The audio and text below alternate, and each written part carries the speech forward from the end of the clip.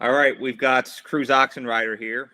We were supposed to go last week. We were supposed to go live last week, and my laptop shit the bed. But the fine folks at Geek Squad helped me out, and so because of them, the Geek Squad in Fort Worth. I don't know what store number it is, but I should have looked up before I got John here. We were able to do this, so thank you, Best Buy, and thank you, Cruz, for coming on here. Yeah, not a problem. Sorry, I crashed your laptop last week before. I even got a chance to drop any hot takes. So hopefully we don't have a repeat of that. So we'll get into it today with some talking some Kai. So big week for us this week. It's a massive week for us. I was actually thinking about it this morning and kind of getting fired up while I was thinking about it. They, I haven't been. It sounds kind of crazy, but I haven't been this fired up for an Alabama game since probably. I'm trying to go back in the probably when we played Georgia in 2023 in the SEC championship. That was probably the last time I was just juiced up for an Alabama game. Is just because it's Tennessee, yes, and like we were just talking pre-show.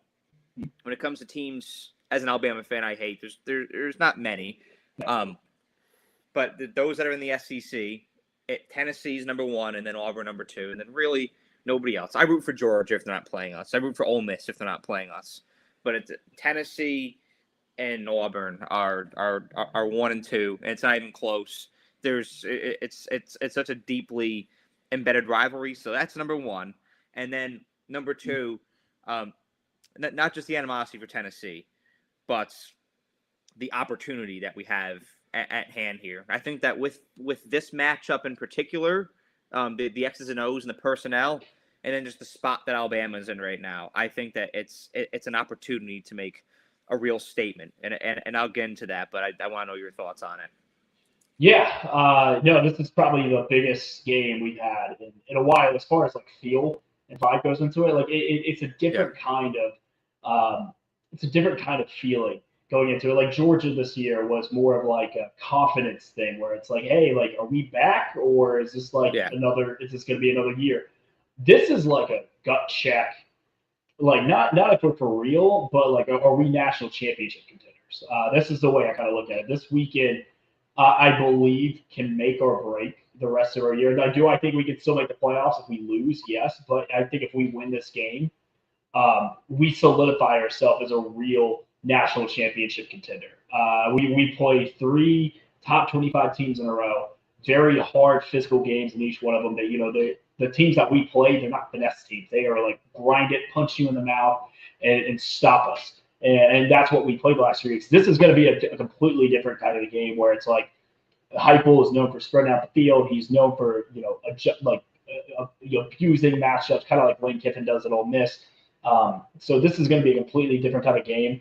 The atmosphere is going to be incredible. We got the Boar, we got the Alabama Collective. We have everyone challenging our fans to be the loudest it could possibly be, and I believe it will be. I may be in attendance this weekend. It's still up in the air, so I might be there. But I'm excited for this weekend regardless. I think this is going to be the game that defines our season. And that's the way that I view it right there. Is it's the game that defines the season. It's the inflection point. That's what I like to call it, because if I'm looking at this here and from a pure personnel standpoint, Alabama has one of, if not the best receiving corps in America. Tennessee's secondary has struggled. I believe they're ranked somewhere in the early hundreds. I don't know what specific spot, but they allow a lot of points. You saw it against Mississippi State. You saw it against Arkansas. You saw it notoriously against Georgia. If that was against those teams, this offense with who I think could be the best quarterback in the country, and we'll talk about that too, that's an absolute matchup nightmare. Advantage Alabama. But with that said, I think that Tennessee is riding with one of the best offenses in the country too. Joey Aguilar has far exceeded anybody's expectations. Chris Brazzell at the wide receiver position has been an absolute nightmare. I think he's low key one of the best wide receivers in college football. And the key to Tennessee is, I mean, what they're going to have to do, because I look at Alabama's like an 8.5 point favorite for a reason right now. Tennessee is going to have to get to Ty Simpson. If Yeah. Ty Simpson has a clean pocket, I don't think this game is going to be particularly close. Yeah, no, you nailed it. It's going to come down to the line of scrimmage play. Now, I will say that I'd say 2 out of the last 3 we played, as far as Georgia and Missouri goes, they are going to have some of the best pass rush that we see the rest of the year. Now, don't get me wrong, Tennessee can get to the quarterback. I know that they are highly ranked in the pressure, QB pressure category, but their secondary is atrocious. I mean, it is one of the worst in the country as far as Power 4 go. I believe it's either second or third worst in the SEC. I watched Gunnar Stockton, Taylor Green just absolutely dot them up. Brazil, you're completely right. 7 touchdown catches on the year. So think about it. He's got 32 catches and 7 of them are touchdowns. So I mean that's nothing to overlook. I think Carter at linebacker for them has been an absolute stud. I'm not too worried about their running game though, because Dylan Sampson last year was just their bell cow, who I didn't feel like got a ton of love coming out of the draft, and I thought he should have been a higher pick. And Aguilar he's a gunslinger. He's gonna wow you with some of the throws he makes. He's also gonna make you be like, what in the world were you just thinking? And we watched it against Georgia, we watched it against Mississippi State. We've seen this with him quite a few times. That's the advantage I love in this game. It's not. I understand that we do have the best second. I would say wide receiver core in the SEC. I'd say second to Ohio State. And then you look at our secondary. You look at the emergence of Dejon Lee, the freshman. You look at Brown. You look at Hubbard. You look at Saab. You look at these guys. Kirkpatrick coming in. Damani Jackson. I need a wellness check on him because the last game I saw him play, I mean that was the worst game I've seen him play in an Alabama uniform. So hopefully he can bounce back. I know he does rise up for many occasions in big games. We've seen it against Georgia. We've seen it against LSU. We've seen it in spots. So he came back for a reason. But Dejon Lee having a guy who's 6'4", 6'5", starting to emerge, got the game-winning interception last week as well. That's going to be a big help for us. But their secondary, there's a real possibility, and I'm not just saying this being a homer right now. Ty Simpson is from the state of Tennessee. It was a huge shock that he didn't go to Tennessee. Along with that, I think he's going to play out of his mind this weekend. I know Jan Miller being hurt. And we don't know if he's going to play or not. I don't know which way he's leading. I heard he's questionable. But if he doesn't go, and this is really going to be on Ty's hands, I expect Ty to step up, especially in this situation, just because we're going to have so many mismatches in the secondary. I mean, we're going to have our tight ends are emerging. Our wide receivers are looking good. We have a new freshman stud in the mix with Brooks. I believe that we're going to take care of this. And I think I'm going to go on a hot take here. It's a Ty throws for over 400 yards on Saturday with this secondary and with this defense that we're going up against. I'm not too worried about the running game because we really haven't focused on it all year. Passing game is just getting better and better. And I need to see more consistency on the right side of the offensive line. I think that's what Carroll's going to come in. I'm just waiting for the moment that we pull the trigger to start. I mean, and that's a solid point too. And it's one of those things where if you're Alabama, from a play calling standpoint, you can't overthink this thing. That was, and speaking of a hot button topic this week, that was one of my big observations with James Franklin and his staff at Penn State, and why ultimately what happened is because in many big spots, I mean, Cruz, like we've seen time and time again, Penn State. Have some of the most talented players in the country. I mean, last year, Tyler Warren, Saquon Barkley a couple of years ago. Chris Godwin. You look at Abdul Carter. You look at Micah Parsons. You've seen even guys who weren't exactly studs in the NFL, but in college, like Miles Sanders, Trace McSorley. You look at these guys, and you're like Micah Gesicki. 2016 team. Look, James Franklin lived his entire Penn State career off that 2016 Ohio State win, and the fact that they had a massive comeback against Wisconsin in that game. I went back and watched that Wisconsin game. And if Wisconsin just runs the ball with Melvin Gordon and their stable of running backs, they win that game by like 21. And then they started getting cute and they started trying to throw the ball, and Wisconsin's not known for throwing the ball. They're just not. Russell Wilson isn't walking through that door. And so, like, I'm watching and they're making the mistakes, and then you start seeing the big playability. And it's more just like backyard football, just chuck it up and throw it, and hopefully, Gesicki or Saquon or Godwin's going to come down with it. And I've seen this over the past couple of years because that's the last time he beat Ohio State was 2016 with Urban Meyer, by the way, and that was with J.T. Barrett. I'm trying to like J.T. Barrett, Curtis Samuel, Terry McLaurin. I mean, they had dudes on that squad, and honestly, Ohio State blew that game by getting Q2 because they were down 10 points and the blocked field goal took it over. So it's not like they did anything special. It was just a momentum play. Everything fell in the way. James Franklin is a C average coach who got handed an A+ job. He was decent at Vanderbilt for Vanderbilt, and he's good. He beat Georgia. I believe he beat Florida. I mean, he pushed some teams to the limit. He was doing good, and it seemed like the Vandy crowd really appreciated James Franklin. But the moment he got offered a better job at Penn State, he left. Didn't have too much success. I mean, even in that season where they won the Rose Bowl, they lost a bad Pitt team, I believe, second week of the season. And and then they lost another game. I believe it was Michigan they lost to. So they had 2 losses already. So that's what kept them out of the playoffs and jumping Ohio State into there. And we all know what happened. Ohio State gets beat like 31-0 by Clemson. And I'm thinking to myself, like, that was his shot. And then this past year, you go to the playoff. By far, that's the easiest road to the playoff out of anyone. You get SMU at home in the first round. And like an SMU team who arguably did not deserve to be there. Now, granted, I'm not going to get into that because I didn't think Alabama deserved to be in last year. I thought Ole Miss or South Carolina should have been in. Actually, South Carolina because I was Team South Carolina. Yeah. So and I think last year South Carolina would have given they would have given SMU a run for their money, or at least given Penn State a better game. And then you got Boise State, who, by the way, a one-dimensional football team last year, who they did a pretty decent job shutting down Ginty. And then they got away. And then they choked the game away against Notre Dame. Like, Notre Dame had no business winning that game. Now, Notre Dame, one of the best defenses in the country, but they had no business winning that game.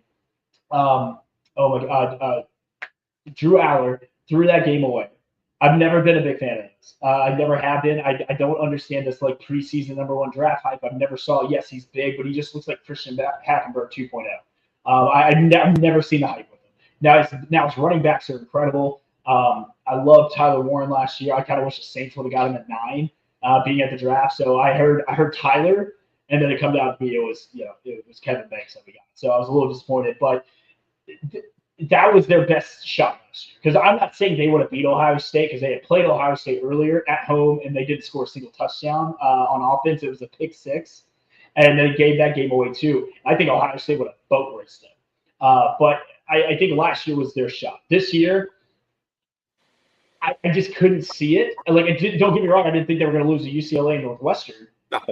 But I remember I was at the Georgia-Bama game, and our game had just ended, and this couple in front of us had the Oregon-Penn State game on, and you just see the game-losing interception by Penn State in double overtime, and you're just like, classic Penn State. They had a 10-point lead, they blew it once again.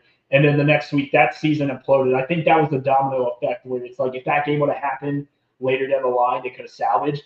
But that team needed that win more than anything in the world, and it blew up in their face. And now everyone's going to leave. Like that program is going to be set back. I don't think they're going to be able to find anyone who's going to be an immediate home run there because it's such a hard conference to win it. Nebraska is going to be good in the future.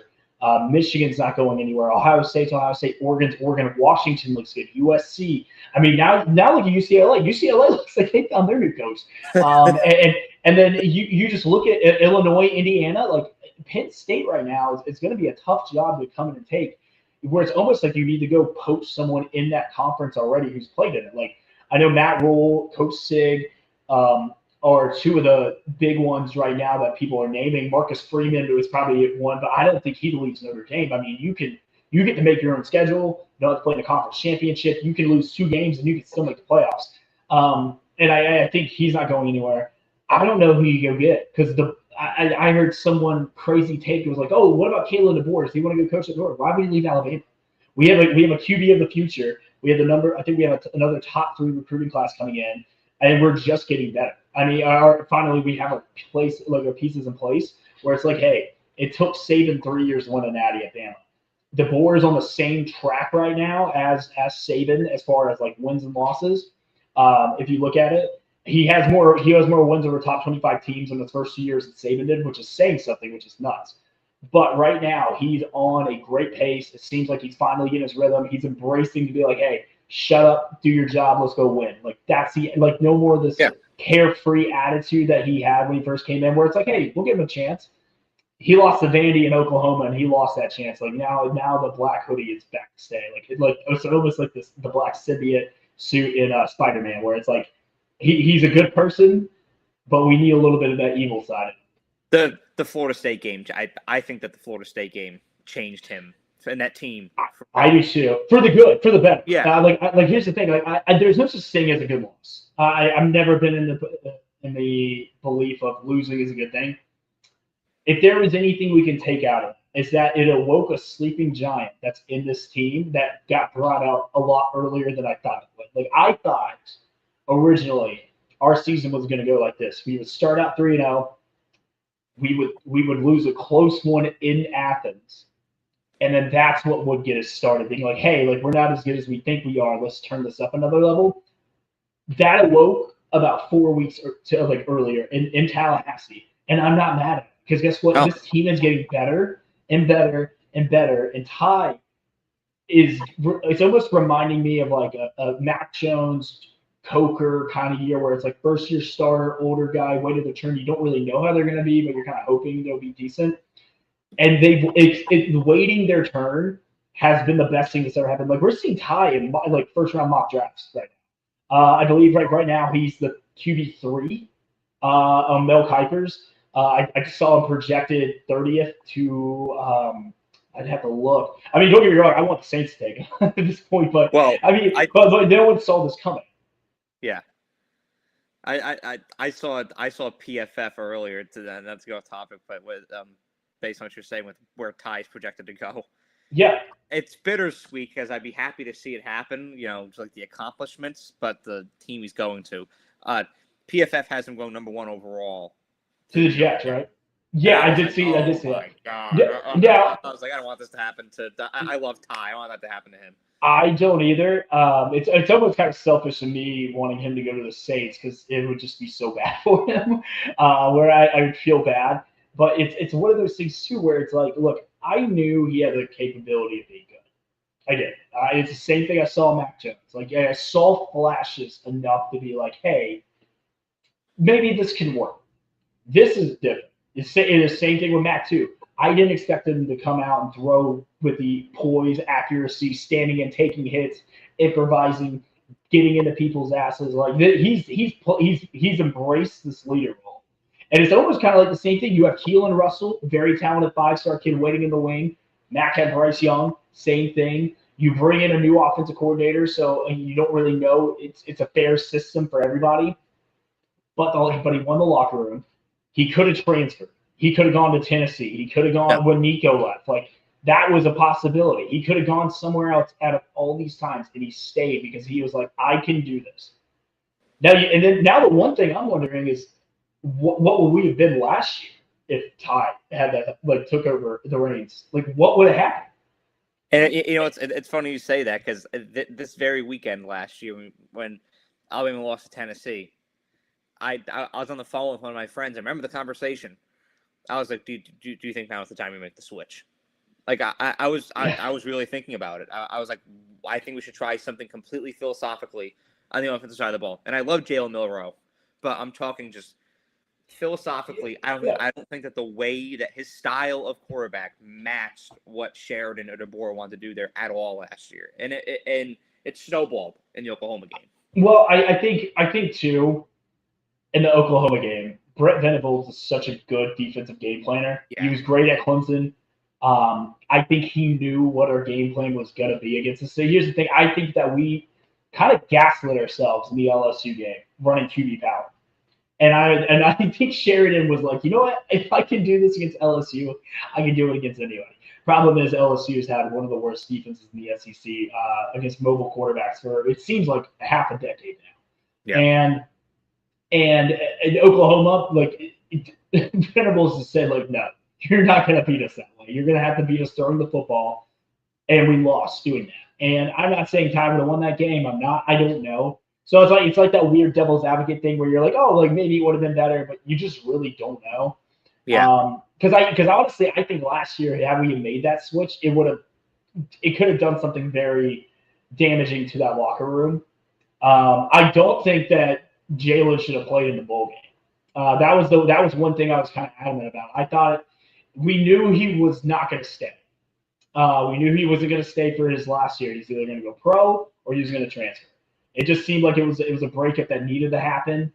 I've heard that it wasn't exactly the best breakup in the world, and I can kind of understand why. I was, especially being at that Michigan game, it was brutal. Like it was maybe one of the worst Bama games I've ever witnessed, and just being there. And I mean, like at this point, look, he's not going to be our quarterback next year. There's no need to give him these reps. Like, I understand what's in. Go give him a series and then retire. And I'm not going to name names, but I went out with the players after that game. They kind of had to take notes. They're no longer playing. They're in the NFL, but there were some comments that were a little more colorful than that. And yeah, I've never been to jail later. It's more like it was trying to fit triangle into the it was everywhere. You wanted it to be so badly because you saw how great it can be, but you also saw how bad it was when it was bad. Yeah, and that was like, it was almost like the angel and the devil type thing, because like there were times you'd watch Milrow and you're like, wow, that's his mobility and leadership is special, but the path. I'm on record on Twitter saying give Jalen Miller the Heisman after the Georgia game last year. It's like I was old enough to remember watching prime Michael Vick at Virginia Tech and in the NFL for the Falcons and the Eagles. It was like watching that. It was incredible. I've never seen anything like it. This guy was just that Georgia game. I've never seen a quarterback that athletic play that great for us. Like, don't get me wrong, I love Blake Sims. I love Jalen Hurts. I love Bryce Young. They weren't doing what he was doing that night. Like it was incredible. And I know it's like one of those things too where it's like that throw to Ryan Williams is so great and iconic, still in history. Never should have gotten for that. We should have had a third strings then at that point because it should have been 45 to like 17. But I think too. Getting back on track, I think Ty right now is playing himself into Mount Rushmore Bama quarterback seasons if he continues this pace. Like, this isn't a fluke either. Like, it's not like he's just like, oh, he's playing against like UNL Monroe in Wisconsin. Yeah, he did that. And he wasn't even the reason we lost the Florida State game. That was offensive line play, lack of play calling, and Florida State just playing out of their minds. And now look at it. Like, it's clear that we were their Super Bowl, and I hate that term. Being like, oh, we were your Super Bowl. I hate that term. But this calls for that term. They lost 3 games in a row, I believe. I believe they're 7th in the ACC. I remember they shoot it to like 9 at one point. They were like 9 in the country.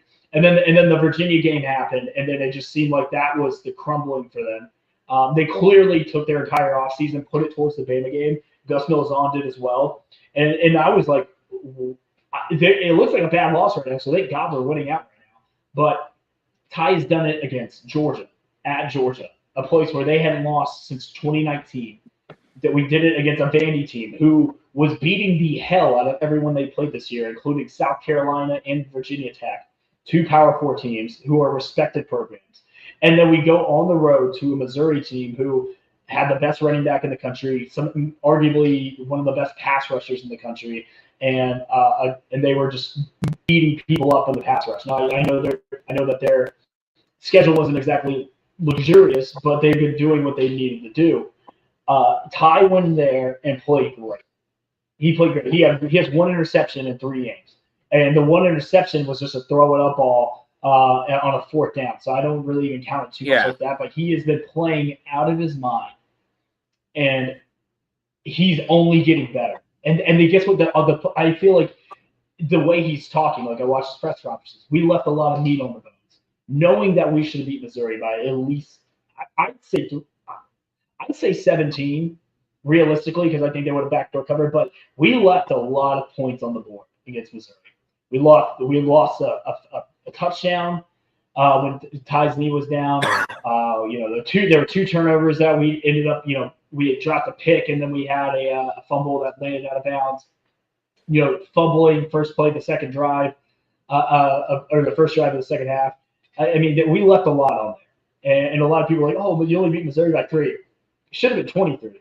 So they're lucky. And so this week, I expect a lot of that to be handled. I love the offensive play calling that we had. Grubb and DeBoer have been in their bag lately, especially with the Krispy Kreme package with Caden Proctor. I need a prop bet on DraftKings or FanDuel for Caden Proctor anytime touchdown. It's gonna happen. They're not forcing it. It's when the opportunity's there. It doesn't feel forced, which I love. So if you look at, I went back and I looked at the situations of all three. So Georgia game, first time you run, and I feel like they wanted to run this against Florida State. At one point, I feel like it would have set up kind of nice for Florida State because like you look at like that drive, it was almost like a kind of momentum killer for Georgia. It's like right before the half. Kind of getting your foot back in the door. You kind of getting your way in the game. You just go down and you score 17-14. You're like, okay, we got this. And you let an offensive lineman catch a pass and almost score with it. And then against Vandy, I love that package. And I love the fact that they handed him the ball off. I love the fact that he ran over a safety. And then I love the fact that you're confident enough to line him up like Tim Tebow and run the Wildcat. Now, Grant, I think if he doesn't jump, because he did a little skip with it, and I think he was trying to make him look himself, and then there was a blatant face mask that didn't get called, which I won't get into. But he should have scored there. I'm wondering what's next. I posted something on Twitter this week, and it was a left tackle hook and ladder where he runs out for a screen pass. Guy catches it and then tosses it right to him, and then he right in the corner of the end zone. I think it was for like 4 yards. DeBoer and Grubb have something like that. I don't think he's going to throw it in an SEC play. Like, let's wait till Eastern Illinois before we start that, because that'll probably be his last home game, because he's going pro after this year. So that'll be his last home game, basically senior day. So let's let him do it then. But I'm loving the fact that we're including this. I love the fact that we're running these, Bernard like throws. Like, Bernard has a few throws this year, and not enough people are talking about. He's got one during the Georgia game where they handed it off to him and he dumps it off to Isaiah Horton. He's looked to throw it against Vanderbilt. He's got an arm. I went back and watched the Washington-Oregon game from 2 years ago in Eugene, and he throws an absolute dime. Like, he's got a good arm. And I love the fact that we're not forcing it. Like, it kind of feels so natural with these play calls right now. And I love that. I mean, it's almost like we are just. It's almost like it's like an appetizer for a 5-star game. You know that the main course is coming, but you're loving the appetizers you're getting. You're getting the Brussels sprouts right now, and then you get the asparagus, and you get the crab dip, and then boom, porterhouse steak right there, right when you need it the most, in the biggest moment. And I think we're waiting for it. My guess, it's going to be this game, or it's going to be LSU, when we really just open up a whole playbook, and there's nothing you can do about it. I think that it's coming very soon too, and I wanted to backtrack something you were saying about the Mizzou game, some of the throws that Ty Simpson was making. There's one in the fourth quarter, I believe, the touchdown pass was great too, but there was a pass that Ty Simpson had, I believe it was on fourth down. It's 4-8. It's 4-8. So midfield at that point, and you clearly feel the momentum going this way. Getting back into it, the crowd getting back into it, you just can feel the pressure breathing down the back of your head. And like a sight, Simpson just you could not have handed the ball off you. The way you do it first, and also the confidence to go to an 18-year-old freshman wide receiver in that moment and Brooks shows you how deep was wide receiver this. And the fact that he trusted it enough to be like, hey, you're going to get hit, you got to you're going to get hit, catch the signal, he's it. And it was perfect in the telephone. That made, at the time, Shea, Captain Home, like you can't move, you have quarterback. Chase Daniel, when I got to Missouri, was even longer. Like he's going here this show. That's how good that was. And not even that, he's been doing this almost all season long. And he's finally getting recognized now at the back of the league. He's the QBR on the chart. His touchdown interception ratio is right. He's not going to lose the game. That's what I love about this. He's making the start decision throws. Because I love the fact that people suck. It's like, don't you know that for a reason? He could walk. He made a big run on early as well. He's being able to use his entire tool belt at once, and it's showing. He's got the accuracy, he's got the arm strength, he's got the mobility, and he's got the IQ. Like he knows exactly where everyone's going to be when he needs them to be. And I think too, the fact that now this game also proved it, we can win without our fastball. Ryan Williams had 0 catches. Mm-hmm. Bernard didn't even have that big of a game either. If you really think about it, he really didn't. Horton was the one I'd say Brooks was by far our best receiver in that game, and then Horton, which I love the fact Horton's coming on now. I mean that strike that Ty had to Horton for the second touchdown of the game, absolute laser in the back corner of the end zone. He couldn't have placed it any better. I love the fact that we're getting Edwards involved at tight end, the young freshman, another freshman. Love the fact that we're trusting Kevin Riley, who reminds me of TJ Yeldon, to be honest, the way he route runs. And then I know Jam's out right now, but Daniel Hill, another guy, stud, 240 pounds of pure muscle who's catching ones out from the flat. He's stepping up when we need to. We can win without our fastball. Yes, don't get me wrong, Ryan. I love Ryan Williams. You have 251, Saraland, till I die. But we can win without him and Bernard, two of our most electric playmakers. We have now found a way to win without them, and that's going to go a long way. Because, like, for example, what if we go out and Ryan Williams just goes off nuclear like he did against Georgia last year? What if it's like, hey, he goes off for 7 catches and 180 yards and 2 touchdowns? Could happen. Maybe Bernard, he's got 12 catches, 120 yards and a touchdown too. Like, we can beat you now in so many different ways, and it's because Ty has such command of this offense. It's unreal, and it's such a gift to see, because last year I felt like the offense was so chaotic, and now there's just a clear sense of direction for where we're at, and just to feel organized and buttoned up. As a team, it feels great. I mean, look, we had the highest of highs last year, and we had the lowest of lows, and it's just not consistent. For example, I'm a firm believer.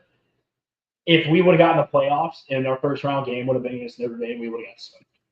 I think they would have shut down the QB run, and Jalen Miller is not throwing in 20-degree weather in South Bend.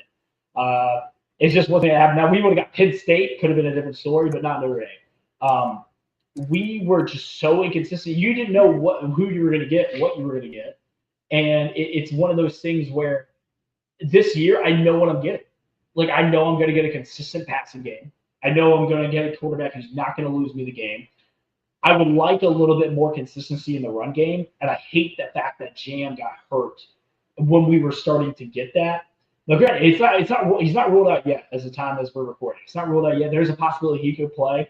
I would love to see him play, because I think we are going to need a little bit more of a running game to really dominate that secondary and control a little bit of the time of possession like we have been the last couple games.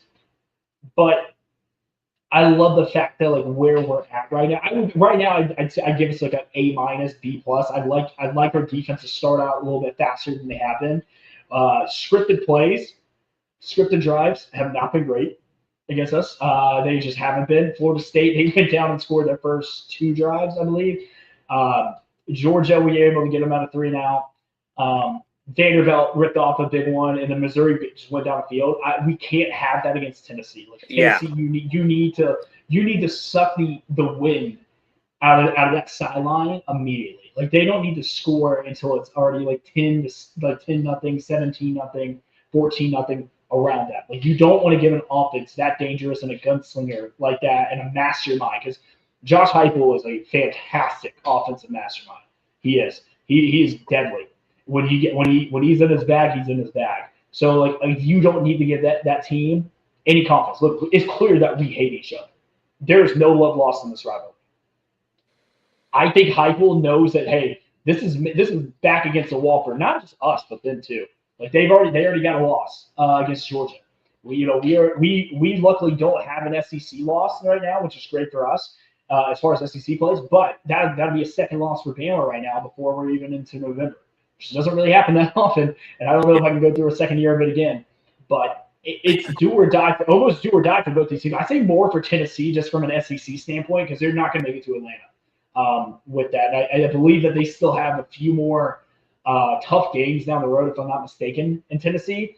I'm trying to remember who else is on their schedule. I believe that they still have. Let me see. They haven't seen Florida yet.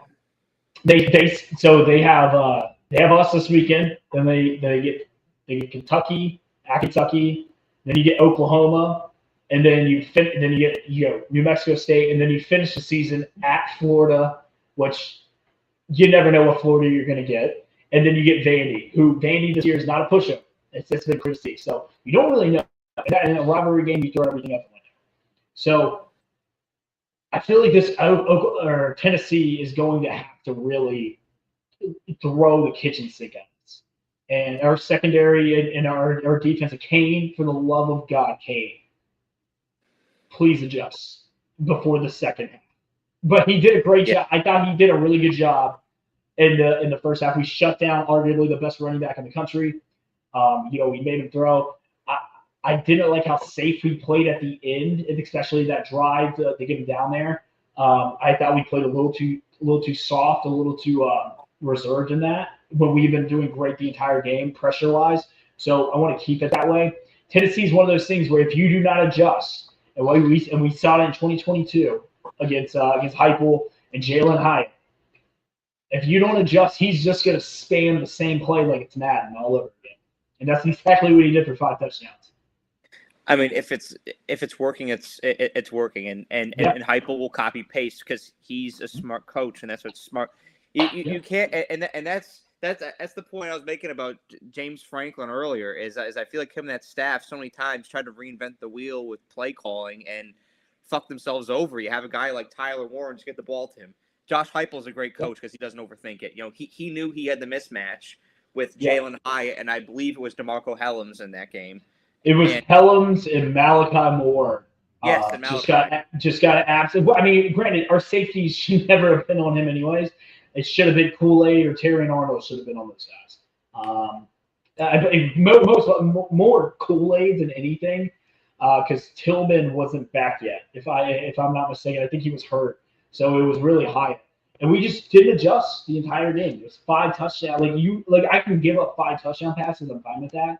But 5 to the same guy on almost the exact same route, 4 of them, because one was right as a play action right to the flat, but you gave 4 vertical just go routes the entire time, and he did nothing to adjust to it. And I don't think Kane will let it get to that point because I don't think Hendon Hooker was a surgical one. Like he just was.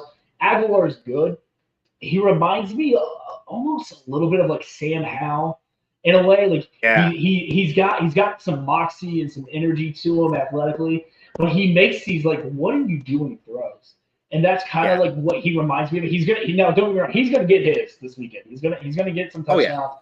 I expect this to be kind of a higher scoring game. I took the over in this game, but I think he's going to make some throws that is going to end up biting Tennessee in the ass a little bit more, and then that's when Grubb and that's when the board's going to be like, hey, we're our foot's on your throat right now. We ain't letting up the pressure. Because I think that's one of these things that the board has struggled with at Bama lead-wise. He is a little too caught. You just drive it straight home. Against Vanderbilt, I love the fact that he scored that touchdown with like 45 seconds. I love that. Oh yeah, I love that. That's what I'm talking about. Don't let them be comfortable. Don't give them hope. Like just suck the the hope out of them by just running the ball down their throat, playing shutdown defense. What Saban did, like Saban had games done by like half the time. And SEC games too. Like I like there was a game when I was a student. It was 2014. We were playing Texas A&M 2014. Kenny Thrill. We had already lost to Ole Miss. Vibes were kind of down. And if I'm not mistaken, it was 42-0 at halftime. And I just remember watching A&M jog to the tunnel, right by the student section, and you just saw like the happiness and joy in their lives just stolen from them because they were like, we have no show, we don't need to be here. That's the kind of energy I need this weekend. I need a crowd electric. I need a DJ on like grade A. I've heard he's been getting better. The one game I was at this year, Wisconsin, he was pretty decent. I heard he was pretty decent for the Vandy game from what I've heard. He didn't play Dynamite or My House. He did play Mr. Brightside, but I can live with that. But I need the DJ to be on another level. It's a night game at Bryant-Denny, SEC game. I need the state of Tennessee to come back to us. Like we've already beaten Vandy. We've already got one of our get back games. We got Vandy. Yeah. I need Tennessee. Like you said, I need Tennessee. I know we got one more mulligan. I don't want Tennessee to take that. No, if there's any team I guess I could live with is South Carolina because I have a soft spot for South Carolina, but I don't want to lose to anybody. You know. What I mean? No, exactly. And that's the mentality that I feel now, where it's like last year, like we can lose these. Like no, that's done now. I don't like for the days of like accepting a loss now, it's done. I think it's done in that locker room as well. I look at the schedule that we have, and if we get past this game, I think we went out. I think we went out going to Atlanta. I think we will just be too good as far as a confidence standpoint, as far as a health standpoint. I know that we have some injuries that we need to address, but that we're getting healthier. I don't think South Carolina top to bottom is as good as they were last year. I know Willie B is a hard place to play. I actually think I'm going to be there in attendance because I've never been to South Carolina, so it's on my bucket list. So I'm going to try and go. I know it's a tough place to play. I know Sellers is electric. He almost came back and won that game last year, Brian Kennedy. In fact, there are people who say they should have won that game last year. But they just haven't lived up to expectations this year. I know that it's going to be another one of those where they're Super Bowl kind of thing. Kind of are. It's the only thing they can really salvage from the season is beating us and beating Clemson. And then you get a bye week. Much need a bye week. And then you get LSU at home, night game.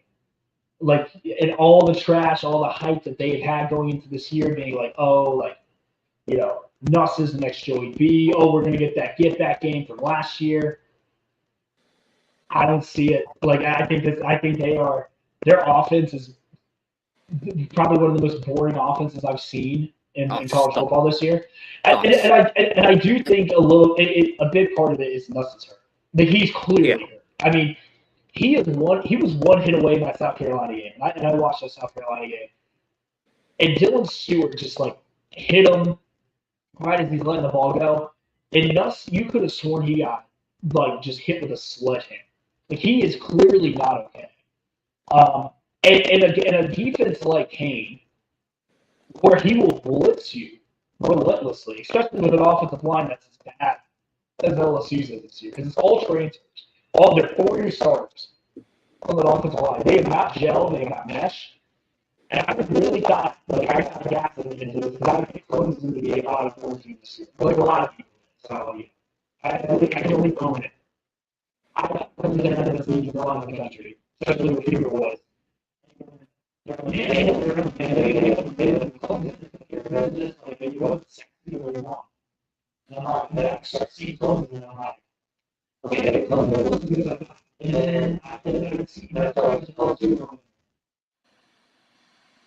And I'm just sitting there just seeing how they did it, 4 or 5%. It's only the only one I think.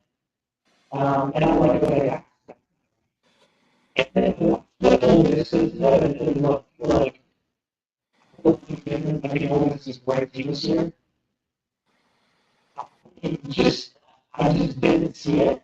And then the one I watched LSU, and they're closer to Arkansas, Mississippi State than they are in Georgia, Bama, and Texas A&M. Those are the real seeds in the SEC. I think Ole Miss is going to have Texas A&M 1, Bama 2, Georgia 3, Ole Miss 4. Is what I have it. And LSU, I think they're probably plus 2,500 now out of the SEC championship. So that's to tell you that even Vegas doesn't have anything to speak to. And then maybe Illinois, senior day, excuse me, maybe Illinois, that's the game on the you get back to that week, in line with the quarterback games, it's going to be electric. How the Phillies don't do it, I think he came back too early. From the hand injury last week, it was obvious. I mean, that offense is too good to keep houses for 6 points in Texas. Like Texas is a great defense. But they were so dominant against John Mateer, who was clearly arrogant, that they have Texas fans thinking they're back. And then you get Eastern Illinois. And then you have that godforsaken game down in the Plains in Jordan, where I don't even know if Hugh Freeze is going to be the head coach.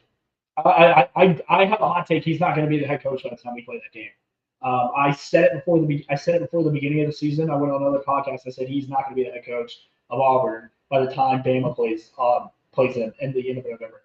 He has lost that locker room. He's got players, captains quitting on that team, and there's just no juice. Like that team is too talented.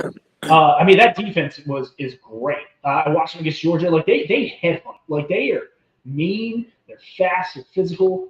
But they are poorly coached. They are so bad. And whoever takes over that Auburn job next year is going to be handed a great roster who can compete right away. I'm not saying that they're going to win an SEC championship or a national championship that year, but they got some guys coming in where it's like, hey, Cam Coleman's going to be a junior next year. You got Kerry Thompson, who you could have told me he was playing at North Texas. I wouldn't know any better than what he's been playing. Like they don't use him. They don't utilize him at all. He was one of the best wide receivers ever come out of Mobile at Foley High School. I mean, the kid was incredible. And you just look at this roster and you're like, how? Like I understand the Georgia game. You know this too. Like we're both Bama alums. They got cheated in that game so hard. I've never seen anything like it. Like everyone's like, Bama gets all the calls. No. I don't even go watch that game and tell me Georgia doesn't get all the calls. Like that was the worst officiating I had ever seen. And I was in attendance for the New Orleans no call at the NFC Championship. That was somehow worse than what I just watched in Auburn. Hugh Freeze is a dead man walking. And I'm going to call my shot right now. I believe that there's a coach that's going to be fed up in the ACC with what he's getting, and he's going to go take a job. And his name is Dabo Swinney. Oh my God! I think Dabo Swinney is going to get tired of Clemson, and I think it just seems like it's not a good relationship right now, and it seems like he needs a fresh start. And how fitting would it be for someone who's like all in, Clemson family this, Clemson family that, goes to Auburn family? And I actually think it would be a good fit. I think that, they act all high and mighty, and we believe in higher values, even though you hired Hugh Freeze, Bruce Pearl, like that's for a different day. And Brian Harsin. Go get the guy who actually is that, and his name is Dabo Swinney. And he's a hell of a coach. He won't use the transfer portal, but he can recruit. And you give him, and you have more money at Auburn and better facilities at Auburn than you do at Clemson. I actually think that could be a really good fit. And I would hate to see it as a Bama fan because he's a Bama alum. He coached at Bama, played at Bama. But I actually think for Auburn, that would be a best case scenario because they're not getting Marcus Freeman. They're not getting Ryan Day. They're not getting Coco. They're not getting Lane. Like, you're not getting any of these guys. Like, that would be your best bet. Your best bet is stealing Kane Womack or Ryan Grubb away from Bama. Is a realistic option. And then there's a guy at Tulane who's his name is escaping me right now. I love the guy at USF, even though I think he's going to be the next Florida coach at USF. I think that's Brown is going to be a great fit for that one. And then that's really it. The coaching carousel is going to be so weird. Like, James Franklin's not going to go down to Auburn. Like, why would he? You talk about having expectations. Go down to Auburn, Alabama, and get your ass kicked by Georgia and Bama every year, and it'd be no different from getting your ass kicked by Michigan and Ohio State every year. I mean, I got something to say about Auburn, and I got something to say about LSU. So, okay. Auburn, and this is coming from an Alabama fan. Yeah. It's as much as from a fan standpoint, we like to enjoy the failures of Auburn. They like to enjoy the failures of us. It's a tit for tat thing. Completely removing that from the equation, it pisses me off watching this team because, like you're saying, there is so much talent everywhere. Defense, I hate playing Auburn, especially in the Plains, because they're gonna. Oh my God, they hit like a freight train. I go back and watch all the games we play out there. There are a few teams that hit us harder than Auburn does all year, and they have everything. They have everything, and now wide receiver room, running back room, 5-star recruits everywhere. They have everything, but the two most important ingredients: head coach and quarterback duo. They go get Jackson Arnold from Oklahoma, who can't hit downfield passes He's at awful. all. And that the offense, and that's what I was watching on Saturday. That's what was blowing my mind is you saw what Tennessee was able to do to Georgia a couple weeks ago, and Auburn was keeping that score close enough to where if Jackson Arnold could just hit a couple downfield throws, that at home you get that environment on your side, you could have buried Georgia if you had the same capabilities and coaching and guidance that Tennessee has. You could have absolutely buried Georgia that night, but they lack pulse with both the head coach and quarterback position, the two most important positions on the field, and then LSU. I'm calling my shot right here. We've already seen two implosions this year: Clemson and Penn State. Yeah. LSU's is going to be a little bit delayed, but it's coming. Okay, I like that because I hate Brian Kelly. I think it starts this weekend with that. Really? Yep. Are you taking? I want to take Vandy so bad, but there's a part of me that knows how talented this team is defensively. I think that they have two of the best linebackers in football in Weeks and Harold Perkins. They don't use them right at all. Like Harold Perkins is a Micah Parsons, Abdul Carter, Will Anderson type freak of nature where you just let him go and get after the quarterback. They don't use him right, and it's insane. Like I've talked to LSU fans who cover the team and like watch LSU religiously. They are infuriated by the way they have wasted this guy. Weeks is, he's a stud, but he's so out of shape. He's throwing up on the field multiple times a game, and in the last two games he's thrown up. There's no reason that LSU should not be a national championship contender every year. There's just not. Same with Auburn.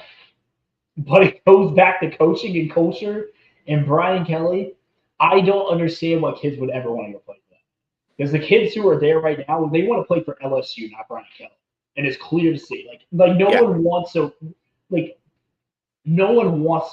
Coach O won a national championship at LSU. Coach O. Because players want to play for him and play for LSU, no one wants to play for Brian Kelly. He wasted arguably their second best quarterback of all time in Jaden Daniels. He had Malik Neighbors. He had Brian Thomas Jr. He had Mason Taylor. And he had studs.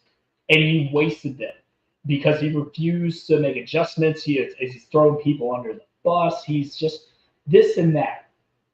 And they need to cut ties with him because it was never a good fit anyways. No. It was a terrible fit.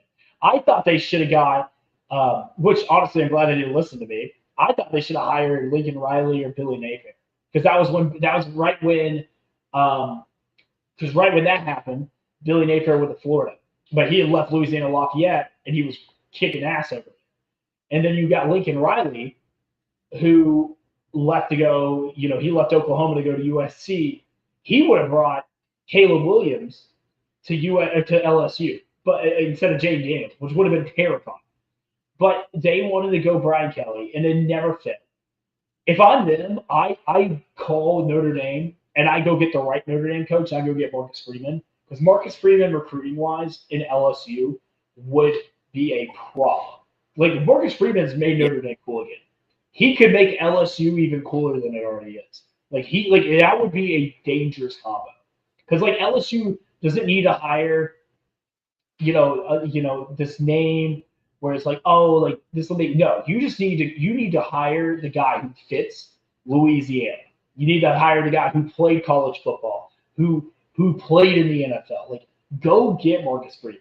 Go get I'm trying to think who else would be a great fit for that team. Do you think they could lure him away from Notre Dame though? There's enough money to do it, and plus, not to mention, think about this. And I had someone tell me this too. Notre Dame is a great job, but what comes with being Notre Dame's coach is not just being a football coach. You have to deal with academic restrictions. You have to sell South Bend, Indiana. You have to sell how cold and miserable of a town South Bend, Indiana. You ever been to South Bend, Indiana? No, but it is on my bucket list. I guess you touched it. Touchdown Jesus is worth it. But that's only a few weeks out of the year, my friend. You got 3 to 4 to 5 years there. It is miserable. It's I don't think they know what a blue sky is. I think the sky is permanently painted gray. From when I was there, and so when I lived in Chicago, I was 90 minutes up the road. So I went to a few games, and it's an electric atmosphere. I got to see him play USC when Caleb Williams was there. It was awesome, but it is not a very high selling point. You go down to Baton Rouge, some of the best cooking you ever had, best atmosphere you ever had, arguably the best college and football stadium in the country. Like some people say, I call it Bryant-Denny West, but some people call it Death Valley. It is electric, and you get to play in front of some of the most passionate fans, not just in the SEC, but in all of football, NFL, and then you got New Orleans about an hour away. You're playing on primetime TV every night. And you're playing against the Bamas, the Tennessees, the Floridas, the Georgias. You're playing against top-notch competition, not playing against Purdue and UCLA and Army and Air Force. You're playing against real teams. Marcus Freeman is good enough to go do that, and he took Brian Kelly's Notre Dame. It took him to a national championship. It actually was a touchdown away from winning that game. And Brian Kelly got obliterated by Bama in 2012. They had no business being in that game. Georgia wins the SEC championship. They do the exact same thing to them with Todd Gurley and Aaron Murray. They do the exact same. 2020, we play them again. They have no business being on the field with us again. And I think Brian Kelly knew. It was I can't win. I can't win here. I'm backset. Especially it was hard enough as a 2-team BCS. Now as a 4-team playoff, because the year before they had their ass kicked by Clemson. I think they lost 35 to 30. Yeah, I was gonna say, don't forget about that one either. Yeah, so he's tapped out. He reached his potential. That's the best he can do. He'll eventually get you there, but he'll never get you over the big hump. He'll win you a big game every once in a while, but he's not going to win you an Natty. Marcus Freeman has a chance to win you an Natty.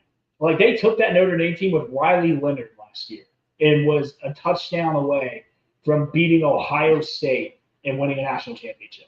That would be my number one call right there. I go up to South Bend, Indiana, hand Marcus Freeman a blank check and be like, "You coming down to Baton Rouge?" Yeah, I mean it's that simple because the work he's done up. I made a video about it a few months ago, and it's not even just coaching. It's the entire operation that entire program at Notre Dame now is operating as such a well-oiled machine from, yes, preparation, practice, all of that, but recruiting, sports medicine, strength and conditioning, everything in that program right now is top tier, and I don't think it ever was when Brian Kelly was there, and it is now, and you're seeing its full potential come out, and you have the luxury of creating your schedule every year, so that helps you out too. Yeah, and if you look at it too, Notre Dame had studs during that. Some of the best offensive linemen. You had defensive studs. And they were going to BCS games or going to New Year's Six games, but there was a streak where Notre Dame didn't win a New Year's Six bowl game. I think since it was a massive stat. If I'm not mistaken, it was against Oregon State and Chad Ochocinco. That was like one of the last ones. I remember seeing the stat, and it wasn't until a few years ago they had finally won a big bowl game, and it's one of those things where it's like, how can you not win? Because LSU is like an abundance of talent. Like it is. Like they have dudes, and they always will have dudes. Because the state of Louisiana, I think, is one of the best pro playgrounds you could find. I mean, you could throw a rock and hit the house of a future All Pro wide receiver. And there's no reason why you wouldn't want to go to LSU. I've seen Les Miles win a national championship at LSU. I've seen Coach Ogeron win a national championship at LSU. And Brian Kelly's a better coach than those guys, but he doesn't fit Baton Rouge. He doesn't fit Louisiana. No. He fits like Duke or Georgia Tech or like Northwestern. The Northwestern. That's what he fits. He does not fit LSU. You need that wacky. You need that crazy. You need that. What am I going to get this week? Or you just have that confidence, that swagger, that hey, I know I'm better than you. I know my team's better than you. We're going to kick your ass. And it's like, who do you get for that? And the only guy I can really think of is Marcus Freeman. Or you could go get trying to think. I really don't. I think that's really it. I think of him. I think of Lane Kiffin, but Lane Kiffin's not going to leave Ole Miss to go to LSU. But Lane Kiffin fits LSU though. If you think about that kind of culture and that vibe, he fits Florida, he fits LSU. It's what he could do. You can go completely wild, and it will never happen. But if it did, I would love to. I couldn't take my eyes off of it. Deion Sanders at LSU. Oh God. I think. Don't get me wrong. Recruiting, they would absolutely murder.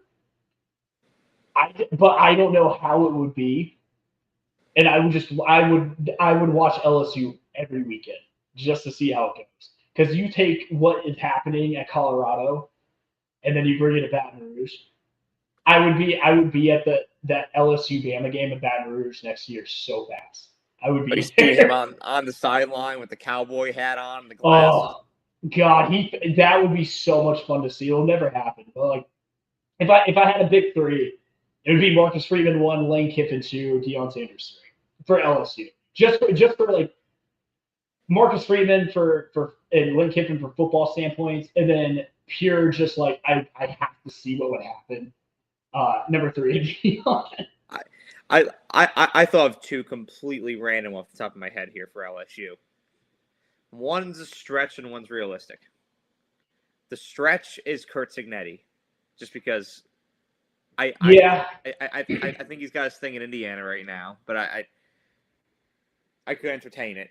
Yeah. The other one, out from the West Coast, Kenny Dillingham. Yeah, I think LSU would be too big of a job for him. I think it's over his skis. That's my only thing, but the craziness is there. I could see him at Kentucky. I think Kentucky is going to move on from Stoops. I mean, they should at this rate. Anyways. Yeah, I mean, I think LSU would be too big of a job for him because all the expectations they had this year, and you look at how big Camp Scatterboo was for that team last year, is clearly showing. Now, granted, they can still play their way into a Big 12 championship and still find their way into a playoff somehow. I don't see it likely happening because Texas Tech is better than everyone else in that conference by a mile, mainly because they bought everybody. But I think Kentucky would be a really good job. I think another is another guy who's probably going to get some looks this year is the Vanderbilt coach and Dia, and I think he has a chance because Pavi is gone. They're losing a lot of the roster. They're losing a first round caliber tight end. They got some good edge rush. They have some dudes on that team. Vandy has some dudes, but they're all gone after this year. This is their year. If they're gonna make noise and somehow sneak into the 12th spot in the playoffs, it's this year. And then you dip and you get out. You'd be like, hey, I think Vanderbilt relevant. And then you get the hell out. And then you go to Baton Rouge and you do the exact same thing there because if he can win at Vanderbilt, he can win at LSU. Oh hell yeah! Now I have him picked to go to Penn State, but I could also see the LSU thing too. I think Penn State's going to get Matt Rule. I really do. All the connections lead to Matt Rule going to Penn State. He has a lot of ties. There's a person who I know whose dad is on the board of trustees of Indiana, and I just asked him. I kind of picked his brain to be like, hey man, like, you think Coach Sig's going to go? Said no. He said it'd be a hard job to say no to, but Sig is not going to be their first call. I think it's going to be Matt Rule. I don't think Matt Rule fits Penn State either. No, but they need a guy who they can sell, and he's a Penn State guy. So like it just makes sense if you're gonna get that person. I think Sig's got a really good thing at Indiana. He's got low expectations, and he's exceeding them every year. And Indiana loves him, and he loves Indiana. And I think that's a good fit. It's almost like Ole Miss in Lane Kiffin. Oh, it's great. It's literally it's that north. Yeah. You know what you are. You're winning 9, 10, sometimes 11 games a year. You make a playoff, or you just barely miss the playoffs, and everyone's still happy and having fun. Like, that's what Indiana is now. Now, I mean, granted, Indiana is the real deal this year. I watched that Oregon game. That's not a fluke. That is a body you at the line of scrimmage on both sides of the ball and try and stop us. And Oregon got too cute, and they just couldn't do anything. I know that they hit some big plays, but it looked like a busted coverage, if anything. So it's not like Dante Moore was like dotting him up and down the field. It was more like, oh, busted coverage, Dante Moore takes advantage of it. But Indiana won that game. No fluke, no nothing. They went into the middle of the ring, and Indiana whipped their ass. And I loved watching it. Coach Sig, I'm a big fan. Yeah. I thought he did a little too much talking last year. He's a little too big for his britches. I thought he was a year early. This year he can talk all the shit he wants. He's earned it. Oh, absolutely. And it's funny because Indiana, Oregon happened this weekend on the same weekend last year that was in Austin State with Ohio State and Oregon. Yeah, I remember. Yeah. And it was kind of a similar situation because people had doubted Oregon going into that game in a big spot, and then they delivered. Same with Indiana here. But at the same time, those games felt so different because the Oregon game, and I said it afterwards, like something about this felt fluky. Yeah. Like Evan Stewart had the day that he had. Oregon's atmosphere was out of its minds. Ohio State was making dumb mental mistakes. And I thought to myself, like, if these two teams play again and that ended up happening, it's going to be a totally different result. And you saw it. If Indiana and Oregon meet again, I think it can go either way. But my money's on Indiana because they straight up beat them. I don't think they're going to have a chance. Ohio State's not losing. They're just not. They're not. No. That is the best defense I have seen in a very long time in college football. Because the era of dominating defenses are done, and Ohio State has it's almost like it's a suffocating Georgia, old school Bama, Clemson, like beat you up at the line of scrimmage and then make you make mistakes because you can't do anything else. Yeah. Look at Washington, for example. Washington this year offensively is one of the best teams in the country. They held them without a touchdown in their own house, and they were in the red zone 3 times and gave up 6 points the whole game. That's insane. I think they finally gave up their first touchdown all year this past weekend against Illinois. By the way, a top 15 team at Illinois. Like, that's how good they've been. And I know Ohio State has all the talent in the world, and they have the best player in college football in Jeremiah Smith. And Julian Satan's been playing out of his mind, former Bama quarterback. That one hurts to see because I knew he was going to be this good. I just had a feeling this kid was just – you can't have a last name of Saiyan and be average. I have so many Super Saiyan memes made, ready to go. It was like I think I still have the folder. And I actually sent them to my Ohio State friends so they can use them. It pissed me off so much because I'm like, I had Super Saiyan Julian, and like ready to go. And I was so mad, and I'm happy for the kid because I've heard nothing but good things about him. And I'm glad he's finding success in Columbus. But it hurts to see you see Julian Sane and Caleb Downs, two Bama guys, like finding success other places, and you don't like it. And but I don't see them losing a game. I think Indiana could possibly give them a little bit of trouble just because of how good their defense is and their pass rush is. But I have a hard time seeing Indiana being able to keep up offensively with how good Ohio State can be. Because Ohio State can just, okay, like, 2 plays, 80 yards, Sherrod Smith, and then Cordell Tate. Just like that, like just down the sidelines, just like good luck. And Indiana is like they're a finesse team. Like they're not like a 2-play, 3-play, 4-play, 80 yards and done. They're like 12, 14, 17 play drives, and keep away. I think Ohio State's defense is too good to do that. So I hate that matchup. I think Oregon's a better matchup skill wise because they have the athletes to do it. I just thought Indiana caught Oregon off guard and just punched them in the mouth, and Oregon never bounced back. And I think that's it. And I think Oregon kind of went into that game a little bit cocky. They thought that, hey, like, we're the new kids on the block, fresh out of the Big 12 or Pac-12, and we're here to stay. Like, that Rose Bowl game was a fluke. I don't know if it was or not. I think the first game that they played at Autzen Stadium last year was a fluke. It's interesting because the connection that I made, or the joke that I made after I was analyzing this game was kind of like White Goodman, Yeah. Make me bleed my own blood. Like that's pretty much what Indiana did to Oregon. Like they made them bleed their own blood in their own stadium, and you hadn't seen that happen with Oregon for a while. But I think that Oregon very much needed a mindset shift, like at this moment, coming off of a massive win against Penn State, and then the bye week. I think that they needed a mindset shift after this because I think they're starting to feel pretty good about themselves. I think I look at, and this is playing devil's advocate now. Like I see what Penn State is now.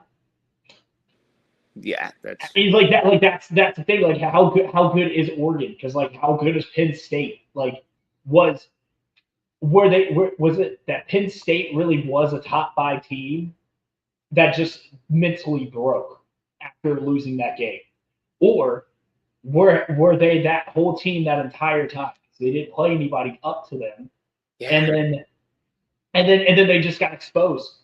I mean, look, you lost. I mean, and there's nothing like it happens. You lose games that you're not supposed to lose. Like Bama does it, Georgia does it, like Ohio State's done it. Like you lose games that you should win. They lost 2 games back to back as 20-point favorites. One to a brand new head coach in his first ever game, being a college head coach. The kid is like I think he's in his 30s, and he played at UCLA. And then you go to Northwestern, and you lost to Northwestern, and back to back. It's like that is it. You can't even explain that. Like that would be like Bama beating Georgia, and then Georgia going and laying an egg and losing to Kentucky, and then losing to Mississippi State. Well, I mean, Mississippi State's good at this point. Like Auburn, which they almost did. They almost did lose Auburn. I mean, they should have lost Auburn. And so it's like one of those things. Like, how good is Oregon? Like, I really don't know because like their best win is against a 3-3 Oregon or Penn State team who just fired their coach. And their other wins are Oklahoma State fired the coach, Oregon State fired the coach, and Montana State. So sorry if I'm not exactly impressed. Oh, and Northwestern. And so like sorry I'm not like thrilled with your schedule. And someone's trying to be like, oh, Oregon lost to the number 3 team in the country, and their Bama's right ahead of them. Yeah, Bama lost week 1. And then they just beat 3 top 15 teams in a row, which no one's done that in almost, I think it was like like 2007, 2008, something like that. Where it's like they played. We're playing every team that we play on our schedule until next week or this week have been undefeated. Florida State 0-0, UL Monroe 1-0, Wisconsin 2-0, and so forth and so forth. Every team we played is undefeated, and we beat them except Florida State, which to this day I'll never be able to explain. And I'm not even that mad about it. But we have a better resume. We look like a better football team, and we've done everything we're supposed to do. Like we had the most ranked wins in America, right? So no one else can say that. We have 3 ranked wins of 3 top 15 teams. Probably going to add a 4th one after this week. I think South Carolina could possibly be ranked next week if they win this week. They have an opportunity to. So I don't know if it. So it could really be a case where we play a ranked team almost every week. Each and every week. Yeah. And then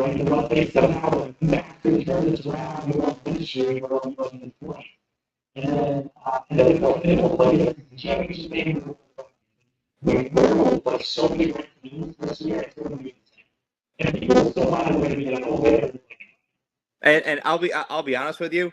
I'm going to say this, and I know that Big Ten people will flame me for this. And honestly, I don't give a shit because I think the SEC is proving what's been the truth the entire time this year. But I'm going to say this. Oregon would not be able to handle the stretch of schedule that Alabama has faced the past couple weeks. I don't think they'd be able to handle it the way that Alabama did.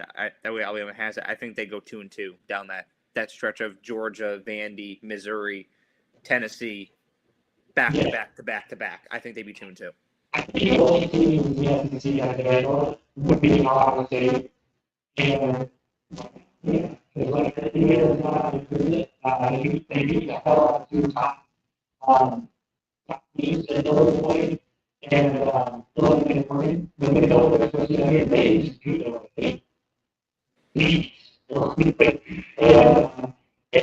And they beat the Chicago to around those futures.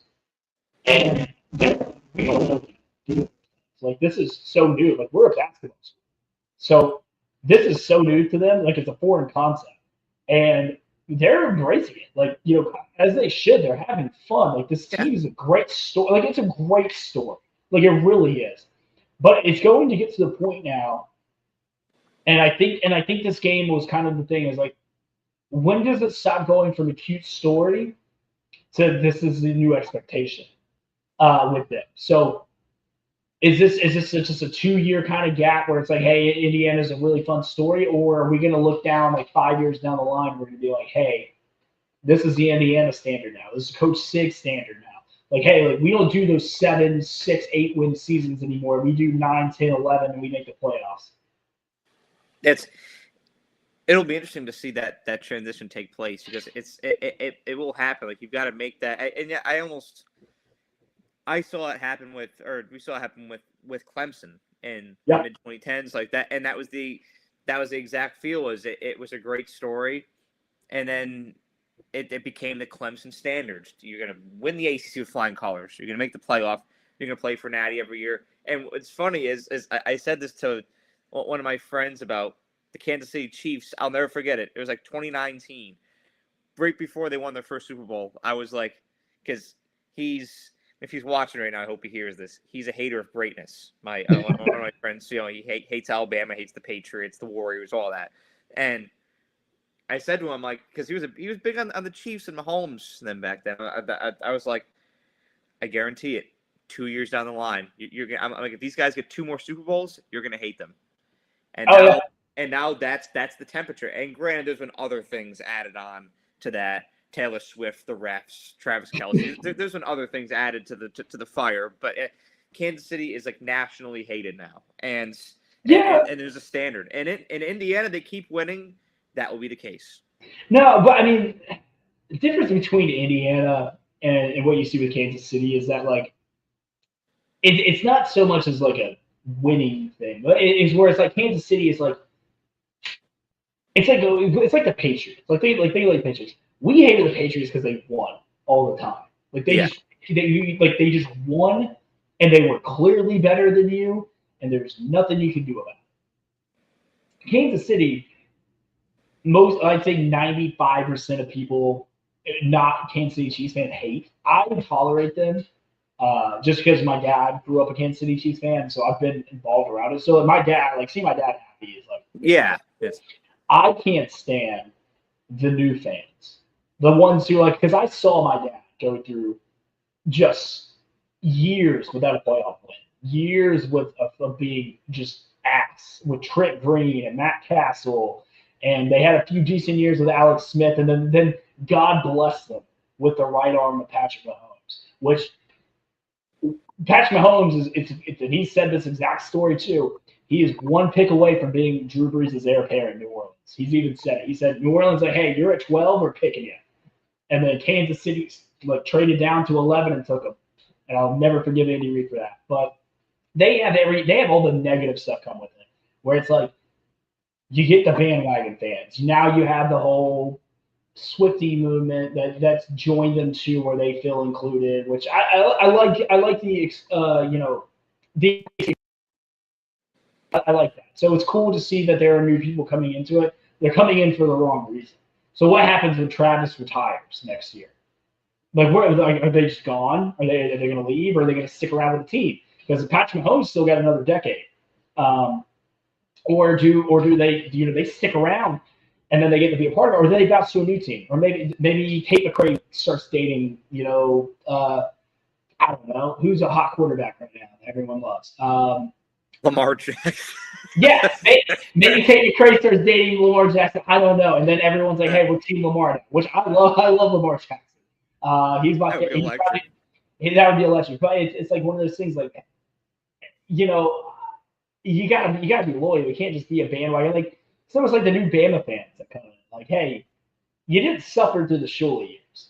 Now, you didn't suffer through the Bows. Like, you got Saban, and that's all you know. And some people, like, it's not their fault. They were born, right when it started, so it's not their fault. But like, they didn't earn the right to be a Chiefs fan. They just hopped on the bandwagon. That's my least favorite thing.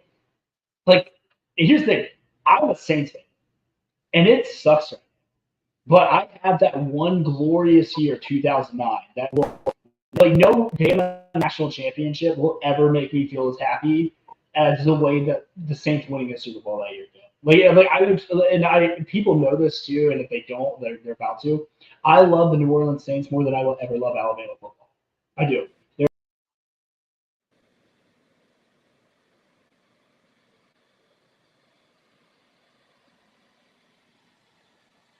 Well, I guess we're down Cruz here. We'll try to get him on here for a minute. Give me a second.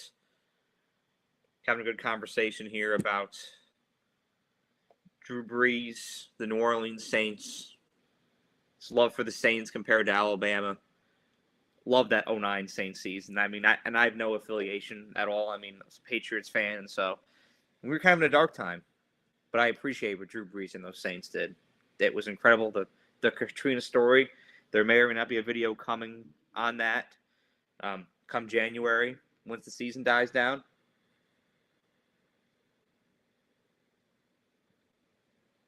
He's hopping back on.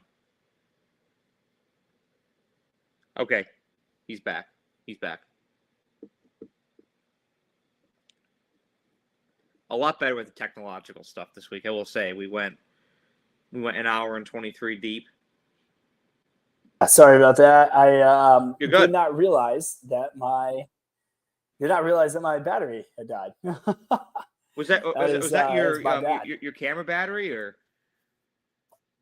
Yeah, my laptop battery actually. I didn't. Oh, I thought it was plugged in the whole time. I had no idea. I've done that before. All good. Yeah, all good in the hood. I actually just realized mine was unplugged when you said that. So. But yeah, so. But yeah, so it is. Anyways, so what I'm saying is, I love the Saints more than I will ever love Bama. Like, I just do. It is. They are the toxic relationship I will never be able to quit, and I hate it. I really do. And I think having like a team like that. Like, I know there's some people who just for Bama, they're like that. They love Bama more than they'll ever love any pro team. Totally respect it. But I didn't grow up a Bama fan. It's a well-known thing that I didn't. I grew up a Gator. I went to Florida, and it's like one of those things where I came in at the right time in college for Bama, and I got lucky. Like my first 2 years of Bama, we won back-to-back national championships. It just is what it is, and so I've been embraced by the fan base, and they've been able to put out some really good content. And now I'm getting to do stuff at the university where it's like okay, I'm doing stuff with the Alabama now, which I couldn't be happier for. I get to do stuff with the athletic department. I'm doing stuff with the school communications, and so like they've embraced me. But if it came down to picking a Bama national championship and a Saints Super Bowl appearance, who dat all that? That's that which I can respect that. I mean we all have those. We all have like our hierarchy. Like let me think of mine. So Alabama for me is clearly number one. Like that Alabama football that defines me and my mood every year. And so in December last year I was in a shitty one. Yeah. But try being a Saints fan and a Bama fan at the same time. Terrible. Like it was worse because like you're saying, like I can take I know it's so hard to win a Super Bowl. It's so hard. But to not even be like bad enough to tank and not good enough to win was just so upsetting to me. Like it was miserable. It's a torture chamber. It was so bad. And so it's like I got Jalen Milroe on Saturday, and then I got Spencer Rattler and Jake Hayner and Derek Carr on Sundays. I've never taken a Xanax before in my life, but I kind of wanted to.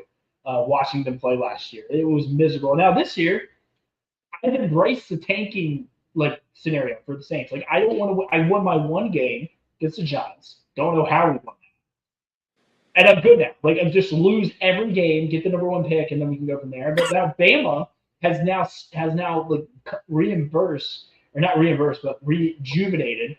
Yeah. My football mentality on the weekends, because last year there were just times where it's like, man, I can't wait to go to the bar and drink and watch football and watch my team lose. Now I don't have to worry about that. No, it's a very luxurious feeling, and then of course when Alabama loses or Alabama is down, you hear about it from everybody, and it's funny how quiet everybody is now that we won. Yeah, bro, it's the noise has gone so far down that nobody and nobody wants to appreciate it when it's good.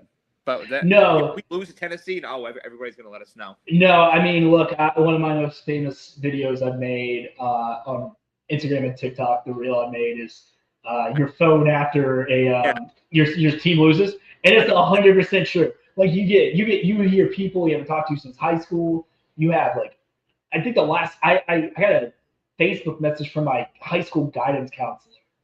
And the line when Florida State beat Bama, and I'm like, what is happening? What is this? That's how bad it's gotten now. But granted, shows you how great we have been for the better half of almost 2 decades, and it comes with the territory. Now, granted, I get over a loss and pretty quickly. Because here's the thing: at the end of the day, these are kids. They're kids playing a game. And there are times you do get caught up in emotions, you get caught up in feelings, and you're like, damn, because for example, we went to Bama, we went there, we lived there, that was our lives for 4 years. Yeah. And we care about it a little bit more than we probably should, and we get in our feels. But at the end of the day, it's like, hey, I'm still gonna wake up the next day, these kids are. Sun's gonna rise. The sun's gonna rise. Yeah, it sucks. No one likes losing in anything. I could lose a game of NCAA, and I'm gonna hate it for 30 minutes, and I'm like, all right, now I'm back on. But it's one of those things where they're kids, and the worst part of losing is the trash talk on the other side. For example, I love trash talk because I can dish it out, but I can also take it. I believe that makes it so much more fun. Like I love being able to have a good back and forth. Like, because here's the thing, because not everyone's an Alabama fan. But if contrary to popular belief of Twitter, not everyone is a Bama fan. And I chop it up with, I had some good interactions with Auburn fans, Georgia fans. I hate Tennessee fans, man. I genuinely don't like them. I wish no happiness upon them. I hope they have a bad day every day for the rest of their lives. I'm with you. I don't. That is the most toxic, idiotic, uneducated, non-ball knowing fan base on social media. I've had them come out of the woodworks this week, and I've done all my typical things and my bits that I do every week, all my homies. Hey, I do it every week. I've done it every week for the last 5 years, and no one really gives me a ton of crap for it. Like occasionally I'll get like a Georgia burner or just someone give me like chirping back and forth a little bit. My comment sections on any of my posts this week are toxic. Hold on, let me look at this. It's bad. I'm not kidding when I say, and this is crazy because I've never had a fan ever say this to me. He commented on one of my posts. I hit it, thank God, but he said that I had a DUI and I was a registered sex offender. I've never been arrested or put in handcuffs ever. I've never done any of those things, so I don't know who he's referring to. And I mean, it's insane. Like it's things like I love some trash talk, but there's a fine line. I'm just like, Jesus, man, like calm down. I'm just poking. I'm not attacking anyone's personal character or like demeaning them in any way. I'm just talking shit about your football team, man. Like that's all I care about. Like I like you're just what's the video? It's not my fault he's the next man on the schedule. It ain't my fault he got to see me. Because it's not my fault you got to see me. Because here's the thing, I'm gonna roast your ass this week. We're gonna win. I got my drafts ready to go. My bookmarks ready to go. Like I do every other fan base I do, because it's what I do. And people know that too. And then the next week I'm gonna move on to South Carolina. Because you're just on the schedule. And man, they are the worst fan base I've ever dealt with on social media. And I don't know if it's just because now, like this year, I'm platform-wise, I'm a lot bigger than I have been the last couple of years that I've been doing this. And I can't remember it ever being like this. Like, this is bad. They're bad. They're bad. The only other fan base that I can compare to it that I've dealt with in my experience doing this for the past year and a half, just interaction-wise with fans, is Michigan. Michigan is by far the most toxic that I've dealt with. I can't really remember Michigan too much. To be honest, granted, I made videos like I addressed the cheating scandal head on a couple times. Gotcha. Okay. And I think that's where it came out, but then the Bama thing with them beating us twice in a row now, like it created a whole clusterfuck to where they're probably one of the noisiest ones with me. And then for whatever reason, the NFL, the San Francisco 49ers, they're very mean. I don't know why, but they're very mean. They're the worst. I mean, they're the worst. I mean, I think I think that some of them have embraced me because I've been, big Mac Jones guy. So I think they've embraced it, even though I don't want to be embraced by them. I can't. Like being a Saints fan, I can't stand them. The Falcons are the worst in anything that they do. I will never wish any of them happiness. I don't believe that they know what happiness is, nor do they deserve it.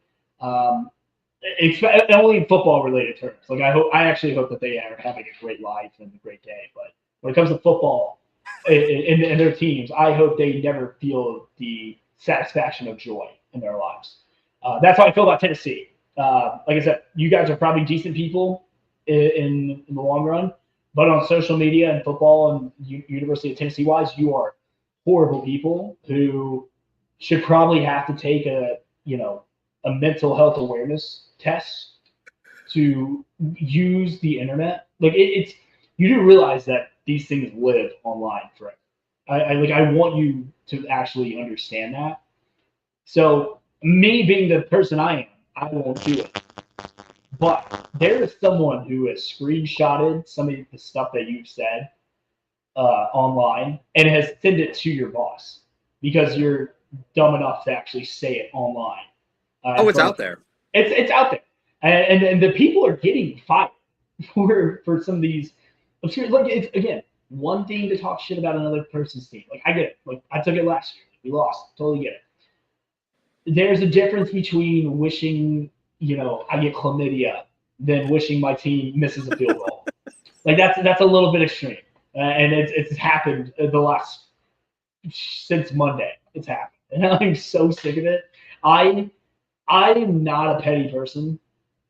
At least that's what I tell myself. But I am going to go scorched earth the moment that there is nothing but zeros on the board for Bama.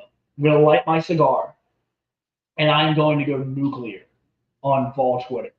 And it's going to be glorious. Like, I'm going to go so nuclear on them, my Twitter check is going to pay my rent. I honestly, these might be my best memes ever. I have them in the drafts. I have them all just like, oh, it's good. Oh, it is so good. I'm so excited. A little sneak peek at one. I'll send you a sneak peek, but like there's going to be some eyebrows raised. I might get a text message from Greg Byrne being like, hey, like, chill. Hell yeah, that's how you know you did your job. Yeah. Let's just say I'm not. Work. Look, it's like one of those. It's like one of those memes where you say it's like the FBI's like, stay where you're at. It's like one of those text messages right there. It's gonna be Greg Byrne that says stay there. I'm gonna be like, oh shit! All right, I made it. I know. I made a banger of a post. Oh, it's gonna be. It's like that banger after banger after banger after banger. Like I need one of mine to get at least 25K likes this week, and I have a few up there that have that potential. The victory tweet is going to if knock on wood we win. Which, by the way, I have a final score: Bama 49, Tennessee 24. I genuinely don't. I genuinely think this is going to be a Bama's back game. I genuinely think so. It does give me Bama LSU last year. I kind of feel. It does. It does. Like a lot of people are just like not too certain about us. We're about to make people very sure about us. Yeah. And where there's no like, oh, the refs gave you that game or this or that. No, there's gonna be none of that. There's gonna we're not leaving any of that to chance. No, we're not leaving any meat on the bone. No, no meat on the bone. It's gonna be like it's like going to Terry Black's in Austin, best barbecue in the world, and just see the meat fall off the rib. Like that's going to be what is on the plate for us. Like we are going to eat. I'm calling my shot right now. Caden Proctor scores a touchdown.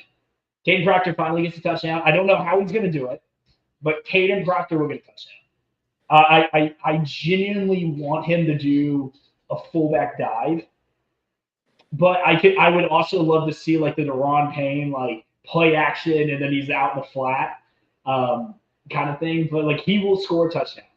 I think Ty is going to throw for over 400 yards, and I think this is the game that like, hey, we're going to wake up on Monday and we're going to see Bama number 3 in the polls. Behind we're gonna jump.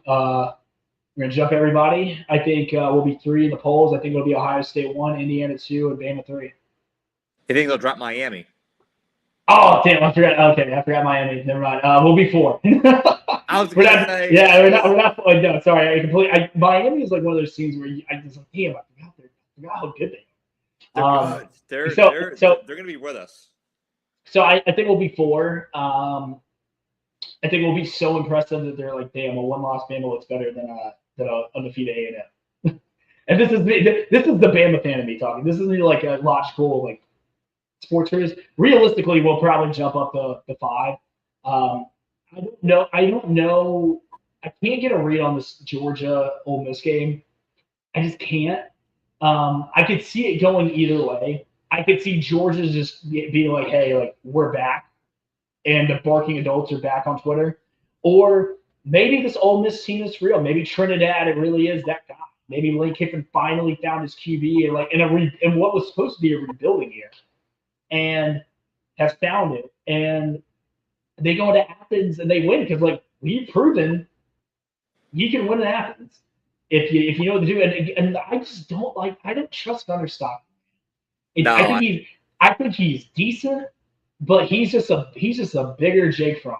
That's all he's made. It's a bigger Jake Fromm. He's not going to win you a game. He's not going to lose you the game, but he's not going to be the reason why you win. Now that Tennessee game is because Tennessee's kicker is god awful, and Josh Heupel blew that game because it was 21-7, I believe, in the first quarter. Yeah, and that was a clinic. And then you allowed Gunner's, because at that point you're down so much that you're having to throw the ball. So yeah, Gunner's chucking that up, and we saw and that's kind of when we got exposed to how bad Tennessee's secondary is. We're going to be able to kind of do what we want with them as far as that secondary goes. I think it's going to be death by 1,000 cuts. I don't think we have to air it out and bomb it out like they did. I think we will, but I think it's going to be very methodical with everything that we do. Everything that we do is going to be a set play, and I love it. I can't wait for this. That's what I love about this team so far is that the time of possession is so long, and the drive just I could tell they pick opponents apart and they wear them down. Wore Georgia down, wore Vanderbilt down. Yeah, look, it's one of those things too where it's I loved watching the Tuas and the Bryces and the Mac Jones where we would go down and our offense was so much fun. The reason why our defensive efficiency went down is because we were scoring so fast that our defense had to get back out down on the field. Yeah. And we're gassed. Does our defense not look refreshed?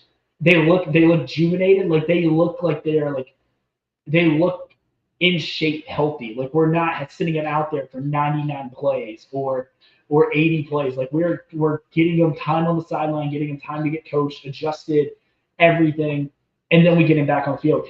And if anything, we're killing their offensive momentum because we keep their offense off the field so long that they can't get a rhythm going. So it's honestly, we have found this great balance of explosiveness and finesse, and it's awesome. Now, like I said, once we get Jam Miller back in the fold, he's fully healthy. This has a chance to be the best offense in college football with Jam Miller in the fold. And I love the emergence of Kevin Riley. I think he's going to be a star for us. But Jam Miller is clearly the best running back we have on that team, and we need him if we want to win an SEC championship and compete for a national championship. We need Jam Miller. He is a clear centerpiece of this offense. And we've really seen him. He finally had that 100-yard game a few weeks ago, and you've seen the past couple weeks just how impactful he is, and just like you said, the balance, it's of getting guys rested. We hadn't seen that in a couple years. And I'll be honest, as much as I enjoyed watching Bryce Young, the way that those teams were structured from a strategic standpoint drove me nuts because I thought the defenses were finesse, and I thought that it was reliant on the offense's fastball. Whereas now this is, and I know we're 3 straight ranked wins, and it's October, but from what I've seen so far this year, this is the best I think an Alabama team has looked as far as the complete picture since those 2015 days with Jay Coker, and I love that. Yeah, this is the most complete team I've seen since 2018. 2018 was talent-wise maybe one of the best Bama teams ever. But injuries killed that team at the end of it, and we ran into the one team that could beat us. That was Clemson, and Clemson was fully healthy, had an entire defensive line of first-round draft picks, and then they got the second coming of Sunshine and Touchdown Jesus and Trevor Lawrence, and they caught us on the right night. I think if we played 10 times, they don't blow us out like that, but that night they did. And I think 2018, top to bottom, fully healthy, you could put it up there with one of the best teams to never win a national championship. In fact, I would say 2016 Bama with that defense and 2018 Bama with that offense are 2 of the best teams to never win a national championship. And it shows top to bottom, like how good that team was. Like Surtain, freshman. Like Xavier McKinney was a junior or sophomore. You had Brian Branch. You had I'm trying to think who else was on the team. Like you had Quentin Williams. You had Christian Barmore. You had Terrell Lewis, Christian Miller. I think Josh Jacobs was still there. Josh Jacobs was their third string running back. You had Mac Wilson. And then that was the defense. And then on offense, you had Davian Harris, you had Josh Jacobs, Najee Harris, Brian Robinson, and then you had Tua, Jalen Hurts as the backup, Mac Jones as the third string, and then wide receiver wise, you got Smitty, Jerry Jeudy, Ruggs, Waddle as a freshman, Mechie as a freshman, Slade Bolden, and then tight end you got Irv Smith. You had Miller Forrestall. You had and then our entire offensive line, like Landon Dickerson. Landon wasn't on the 2018. He was 2019. But you still had studs. You get studs everywhere on that team. And they didn't win a national championship. But after they got away from that finesse where it's like, hey, like RPO slants and this and that, like our defense was getting gassed because we were scoring so fast that we couldn't keep up. And that's exactly when the decline went down. It's 2018. So 2019, 2020, like, we were just so good that year. Like, I don't really count that too much. And then 2021 through now, like this team, like now, it's like our defense is finally like, hey, like we'll bend, and we have been some in these early games, but we haven't fully broken yet. They're like Florida State had, a few plays that went their way in the beginning. Mm-hmm. And I believe that Gus Malzahn just has our number. Like he knows Bama. Like you can ask Nick Saban. You can ask Nick Saban. Gus Malzahn owns. Like that is the scariest coach. Like I don't think that hire got enough talk in the offseason. No, it was a great hire. It was a great hire, and I personally think they did it on purpose because they knew they had us for that game. And because I've looked at this offense lately, and I'm like, the offense still looks good, but Calzada is just not that man. And I'm starting to see this defense, and I'm like, man, if we get healthy, I think there's only like 2 or 3 teams in this entire country that can keep up with us, and that's Ohio State, it's Indiana, it's Miami, and we're going to see them in the SEC championship, but it's going to be Texas A&M. Texas A&M is a real team, and I know it's weird saying that to a lot of SEC people. Marcel Reed is a stud quarterback. They have great wide receivers. Concepcion is probably one of the best transfer portal wide receivers no one's talking about because everyone's talking about Zay Horton. But he's probably one of the best transfer portal guys this past year that no one's talking about. Defensively, man, they get after you. Oh man, they have a defense who will headhunt, they will hit you all day, and like I think I would love to see that matchup between Bama and A&M because it would be such a good game. It would be probably the 2 best offenses in the SEC versus I'd say 2 of the top 5 defenses in the SEC. I think that like and just top to bottom roster wise, I think that's one of the best matchups you'll get this year. Like it's just iron on iron. Yeah, and I had A&M next year. I thought next year was going to be their year. But they're a year early. They really are. You could also say it's like it was like Alabama in 2008. Like 2007, you didn't really know what they were going to be. They were, they had a moment of flashes, but then kind of fell off. Yeah. 2008, like, whoa, where did this come from? Like this is it's like they're like beating the hell out of people. Like Clemson week 1, you beat Notre Dame at week 3 in a crazy game that could have gone either way. And they took that Notre Dame game and they've ridden it high. Like they just beat a good Florida team that just beat Texas. And and DJ Lagway is going to be one of the best quarterbacks in the country next year. Granted, I don't know how true this is. It might not be at Florida. I'll put it like that. It might not be at Florida next year. I think he might transfer. I think there's a real possibility he does. But I think too, it's like A&M went in there and took care of business. Like They gave up points and they still won. And then their defense they won the game. They didn't lose the game, which is all you have to do with A&M. Their offense is so good. They can get you 35. They can get you 42. You can give up 21, 28. That's fine. It's going to happen. But they're not going to lose the game for you. There's only Georgia and Bama are probably the only teams in the SEC that can keep up with Texas A&M. Bama from an offensive standpoint and Georgia from a defensive standpoint because they have the athletes.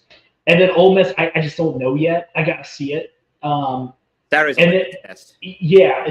that's going to be one. And then Texas, like that game at the end of the year, last week of the season in Austin, I kind of want to make that a mulligan if they lose because it's such a intense rivalry game. And we just saw against Texas and Oklahoma with, the defenses and the matchups there where it's like, hey, you throw records at the window because of how, stacked and Texas can be and how much history there is behind it. So it's kind of like the same thing with that where it's like, I'm not gonna read too much into that Texas A&M game at the end of the year, the week before the SEC championship. I'm not gonna read too much into that. No, it's that could definitely be the one where it's like, all right, we can forgive it. Like it's like if that's your one loss, if that's your only SEC loss, it's to your most hated rival the week before you clinch, an SEC. You play for an SEC championship for the first time ever. And it's at Texas, and so like I can forgive that. And like I'm not going to be sitting here being like, because we know more than anybody. We can be one game away from the SEC championship, and then we have to go to that house of horrors that is Jordan-Hare Stadium. And it's what that's like. There's that whole dynamic of, and it's rocking. They plan for you all year. I mean, even and Auburn's got the little brother complex, but like and Texas doesn't have that with A&M. But even still, Texas knows that, and it's weird how the tables have turned. But Texas knows that they very well could be in a position where they can spoil some things for A&M there. So that could be interesting. Yeah, I agree. It's really cool to see A&M. I like Elko. I thought he was a great hire.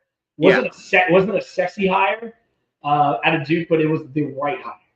Like that was the right hire. Like I know they talked about wanting to get Ryan Day or get Marcus Freeman or Lane Kiffin, and I'm like, none of those guys fit A&M. Elko fits A&M. And he had experience there too. I mean, he was a position coach there before. Like he has experience. I made a video when the hire came out. I loved it. Yeah, shout out my boy Billy Luce. He's the man at Texas Ags, man. He is like he's a celebrity, man. It's like you look at celebrities at A&M. It's Johnny Manziel, and then it's Billy, like one A, one B. Lucci's the man. I got a chance to meet him and hang out with him. It's probably a year ago. Got a chance to meet him at the SEC baseball tournament in Birmingham, and then I got to hang out with him again at the College World Series. He's one of the coolest guys I've ever met. I'm not going to root for A&M. For A&M, I'm rooting for A&M because of him. No, I watch Lucci's stuff on TexAgs all the time. I think that site is very well put together, and so like I follow them on YouTube all the time, and they keep me very informed. So shout out TexAgs. They are truly some of the best in the business.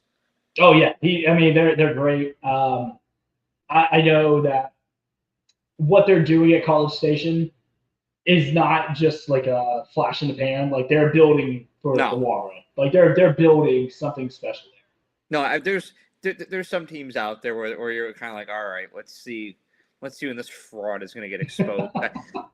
I like that. I like that I was like that with Penn State this year. I was like, all right, let's see when this whole freaking Tom and Jerry situation out here, and sure enough, it was Northwestern and UCLA were the Grim Reapers, plural of Grim Reapers, and I did not expect that at all. But it's some teams you can feel the fraud thing, and I feel like this is there's even some teams in the top 10 right now where I'm like, all right, I'm still waiting. Like I told you with LSU earlier, I'm still the truth is yet to come out about this. We've seen glimmers of it, but the truth is yet to come out. I don't think that there's a truth to come out about A&M. I think that they're just real. I think that they're just those guys. Yeah, no, I completely agree. I mean, I like the LSU take. I said before the beginning of the season I didn't think LSU was going to make the playoffs. Yeah. I thought, well, because I had two of their losses. I had one to Clemson and then one to Florida. Because I was so high on Florida and Clemson in the beginning of the year that I was like, not that I didn't think LSU was a good team. I think they are. I just don't trust their coach. I don't trust their I just don't trust that culture. No, I don't at all. And so I had them losing. Then I had them losing to Bama. And then I had them losing one more game. I want to say it was South Carolina. Yeah, it was before the season. I want to say it was either South Carolina or Oklahoma. It was one of those two. But I said they would have 4 losses. They only got 1. They might have a second one this week. I mean, you're calling your shot. I want to ride with you, but man, I just don't know. It's like one of those things where it's like I kind of want to just watch the game and enjoy it. Just because like I want the chaos of Vanderbilt beating LSU. That way I can give shit to LSU fans now for that happening. I think LSU just has still too much talent on that team to lose, and they're not catching anyone by surprise this year. Like they're just not. And last year LSU got all they could handle with Vandy. Vandy was winning that game for a while. Yeah, and they were winning that game for a while, and then LSU kind of pulled away at the end. So I don't like that matchup. I tell you what, I'll take LSU in a very close game. Give me LSU 21, Vandy 17. Wow. I'll give you a close one because I just don't think LSU can score. And I don't think Vandy's is explosive enough. They're more finesse. Now, if the Vandy was just like throwing dots out there and like doing, like if they were playing like Tennessee, or Ole Miss's offense, I would be like, you know what? Like I think Vandy's just too much offensively to handle, but like I think they're just too finesse to like, get in a shootout. So that's why I don't like this matchup. But I will say this. If Vandy jumps on LSU early, I don't know if LSU is capable of coming back the way that their offense is playing. I don't know if they're built to come back from 10 down, 14 down. I just don't know if they're capable of doing that. I don't think they're playing behind the team. They're not right now, not with Nuss's injury. I just can't see it. No. A matchup I love this week, and not enough people are talking about it, and I think Miami is on upset alert. I like Louisville against Miami. Friday night game. Weird things happen on Friday nights. I don't think Louisville pulls it off, but I think they cover 13.5. I think Louisville has a great wide receiver that no one's talking about in Bell. I love their running back. Miller Moss is playing. He's not excelling the way I would like him to. But he's still a capable quarterback. Oh, yeah.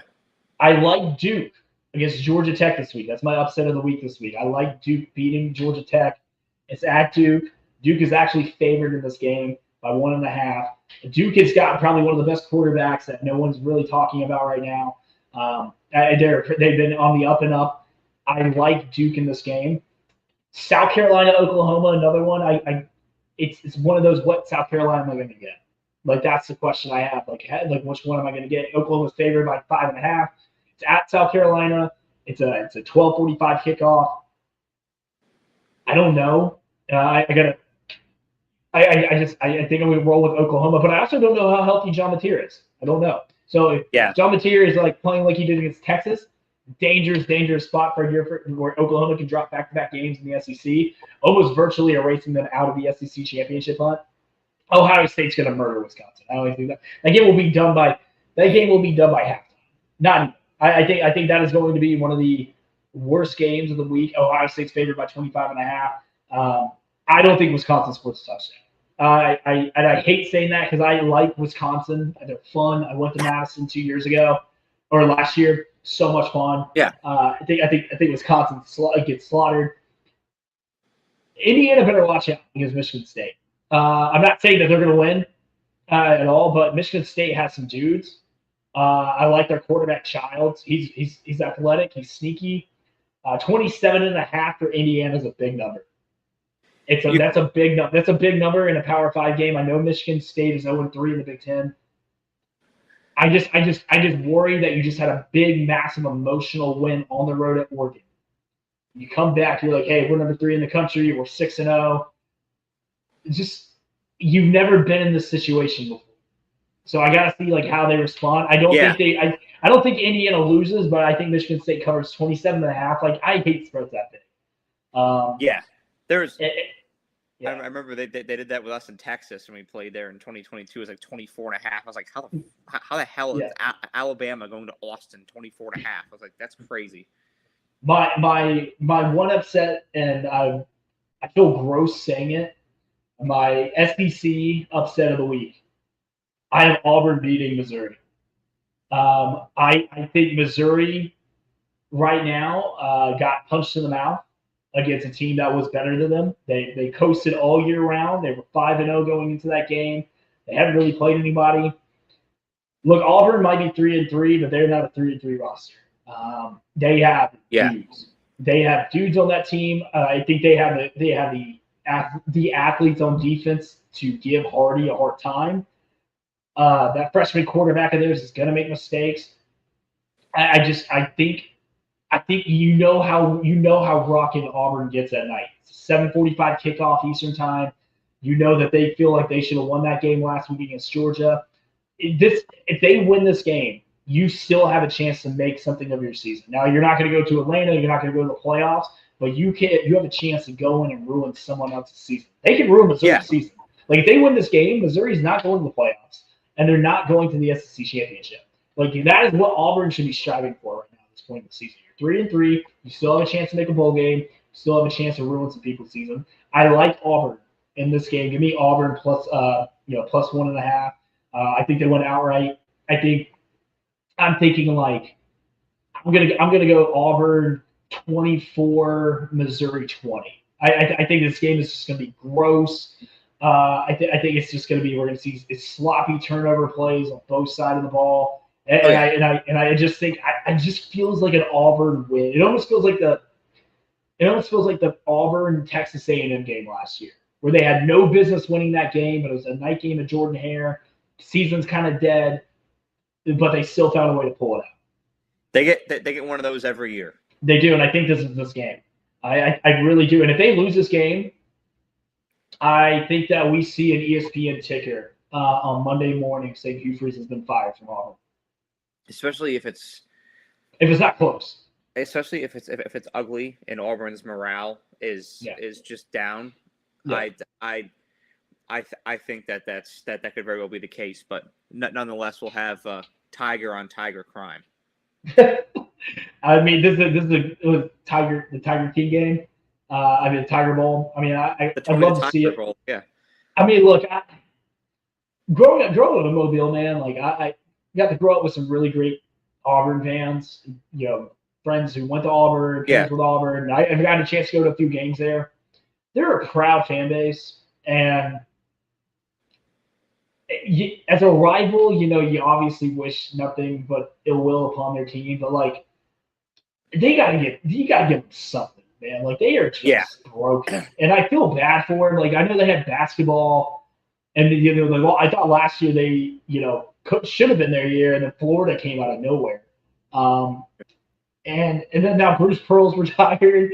You're on the verge of firing. Like being on your this would be coach 4 in the last 5 years. Yeah. Harson, Freeze, and Gus. Yeah. Gus's last year was 2020.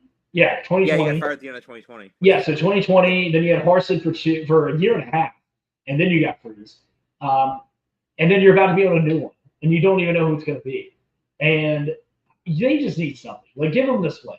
Missouri, Yeah. don't be selfish. Like, you had your shot. You had your Super Bowl last week against Bama. You lost. You blame the refs. It's okay. Everyone else does. Just give Auburn the win. Just they need. It's been a bad year. Like there's some times where I look at it. Last year as a Bama fan, I feel spoiled saying it 9-3, but it felt like a bad year. But this is truly a bad year for Auburn. My God. I mean, like if you look at the year Saban retired, so beginning of 2024. Yeah. Saban retires. We just lost Rose Bowl. Saban retires a few days later. We at least got to go to a Final Four in basketball. Like, Yeah, it was still like, salvageable. Like that was it, and so salvageable, and it was okay. And then I got 9-3, and then now this year, it started out with the Elite Eight. I can live with the Elite Eight. Like if you would have told me Bama hoops would have gone to a Final Four in an Elite Eight game, and their 2 losses were to UConn and Duke. That's good. I can live with that. I can gladly live with that. And then now we're on the verge of being back as a elite top tier S tier football team, which we haven't been. And I'd say 2021, I would say, because I would say this, our 2023 team had no business making the playoffs. So that was Nick Saban's best coaching job ever. Yeah, I will go down to my grave saying that. I've talked to people. A buddy of mine a fraternity brother of mine who was on that staff. He's no longer on the staff there. His name's Jake Long, and we were talking, and he was like, I don't know how he did it. I genuinely don't know how he did it. It's insane. After that Texas game and that USF game, I'm like, there's no possible. I started looking at Capital One Bowl tickets. It was that bad. There's. I did not think that we were going to rebound, and there were several games that year. We were down 7-6 to Ole Miss at halftime. We were down 20 to Tennessee at halftime. We should have lost the A&M game. We lost the Auburn game. That was absolute just shit. That was luck. I was looking at. I went back and looked at that game, at that stretch, and we trailed at halftime to Ole Miss, trailed at halftime to Tennessee, trailed at halftime to Texas A&M, trailed at halftime to LSU, and I think we were tied at halftime to Auburn, and we somehow won all those games. That should never happen. Like that. No. I'm sorry, that should never happen. And I said that all year. I was like, this shouldn't be happening. And then you have Georgia, who's on a 22-game win streak, if I'm not mistaken, just 20-something. Hadn't lost a game in almost 3 seasons. And I think we were an 8-point underdog at that point. They go down, score, first drive of the game, and we somehow win that game. That was the one game I remember being a Bama fan, being like, we're not going to win this game. I was just like, it has nothing to do with us. Georgia is just better. They're top to bottom. They were just a better team. They killed everybody. They played all year. They just didn't make mistakes. And then that was when I really realized that the Kirby Smart Bama curse is actually real. That game. Watching that game. That was the game where I was like, how did this happen? The turnovers, the penalties, the missed assignments, everything fell our way and everything went wrong for them. And it wasn't the refs took that game over. Did Isaiah Bond catch that? I don't know. I'm not an SEC official. But the fact that it got to that point where that still affected the game, Georgia had every chance and opportunity to come back in that game and take it away, and they did it. And I still think this too. They should have been in the playoffs that year. I agree. I think they were one of the best 4 teams in the country. I would have not wanted to see them again in the playoffs. I think at the end of the year, if you look at it, Michigan was clearly number 1. Washington was clearly number 2. I thought that Georgia was 3 even after we beat them, and then Georgia was 4. Texas was 5. Because if you look, our loss was week 2, and if you look at this year, hey, week 1. You can't base this off of week 1. You can't base this off of week 2 of 2023. Texas did not look good the rest of that season. Quinn Ewers and you had Malik Murphy because Arch wasn't even playing yet. They just weren't that same team that you saw in Tuscaloosa Week 2, and Georgia's better. And I'll admit that. Like I've told Georgia fans that. Like, and I've had Georgia fans tell me that Mechie and JMO don't get hurt. They don't win the national championship in 2020. And that's fair. I say that all the time. Yeah. That was, and it's not a disrespect thing. Like I thought Georgia was a great team, but we saw what happened in person a month before. What happened when a fully healthy Bama team, a fully healthy Georgia team played on a neutral site? It wasn't pretty. And before they got hurt, Alabama once again was controlling the tempo. That early first quarter, driving the ball right down the field. It was looking like that was going to be the case again. And then those injuries happened, and it was like the wind got sucked right out of the sails. Yeah, our wide receiver one became Ozzie Hall. Then we had Trayshawn Holden, my boy Slade, and then Cameron Latu, I believe, was our leading receiver that game. Which you're right. Shout out Cameron Latu. But we couldn't get any separation. We couldn't take the top off. I mean, Ozzie freaking dropped 3 beautiful masterclass passes by Bryce Young. Yeah, that guy did. I mean, I don't even know where he is now. Hope he's okay. He came right down the street to TCU. He's at TCU. He was, and I don't know. Well, I think he went from Texas to TCU, and I don't know after that. But yeah, it didn't work out with us. I can tell you that. We've been talking ball for 2 hours. What? Yeah, it says 2 hours and 55 minutes. Or 55 seconds. Shit. Yeah. Time flies when you're talking ball. That is the power of ball. Well, we'll end it here. I appreciate you coming on. I believe it or not, I think there's one podcast that went longer than this. But this will sit, and I'll never forget. It was with Duck Zone 503, Oregon's fan base. Dominic Peterson, that was my longest podcast on here, and so it's still caps off to him. Chris Phillips, SEC Unfiltered, was also. It's my guy. Chris is my guy. I love that guy. Him and I did a preview, and that was around 2 hours too. So we're right in that same realm. But yeah, look, if you get me and Chris in a room, we can't shut up. So. Oh my God, it's hours and hours of talking ball. I love it. I can go for 2 more. I mean, shit. Yeah, I mean, I really could too. but yeah, no, I mean, it's always a pleasure. I know we're not as tipsy as we were in this first time we sat down. No, I was listening to that interview earlier. Believe it or not, I like on the ride home just to listen back, and I was like, I could hear as it went on and on. I was like, yeah, I was feeling pretty good. I remember I did the sports media panel. I just got done doing that, which, by the way, I'm doing it again this year. I just got asked by the university.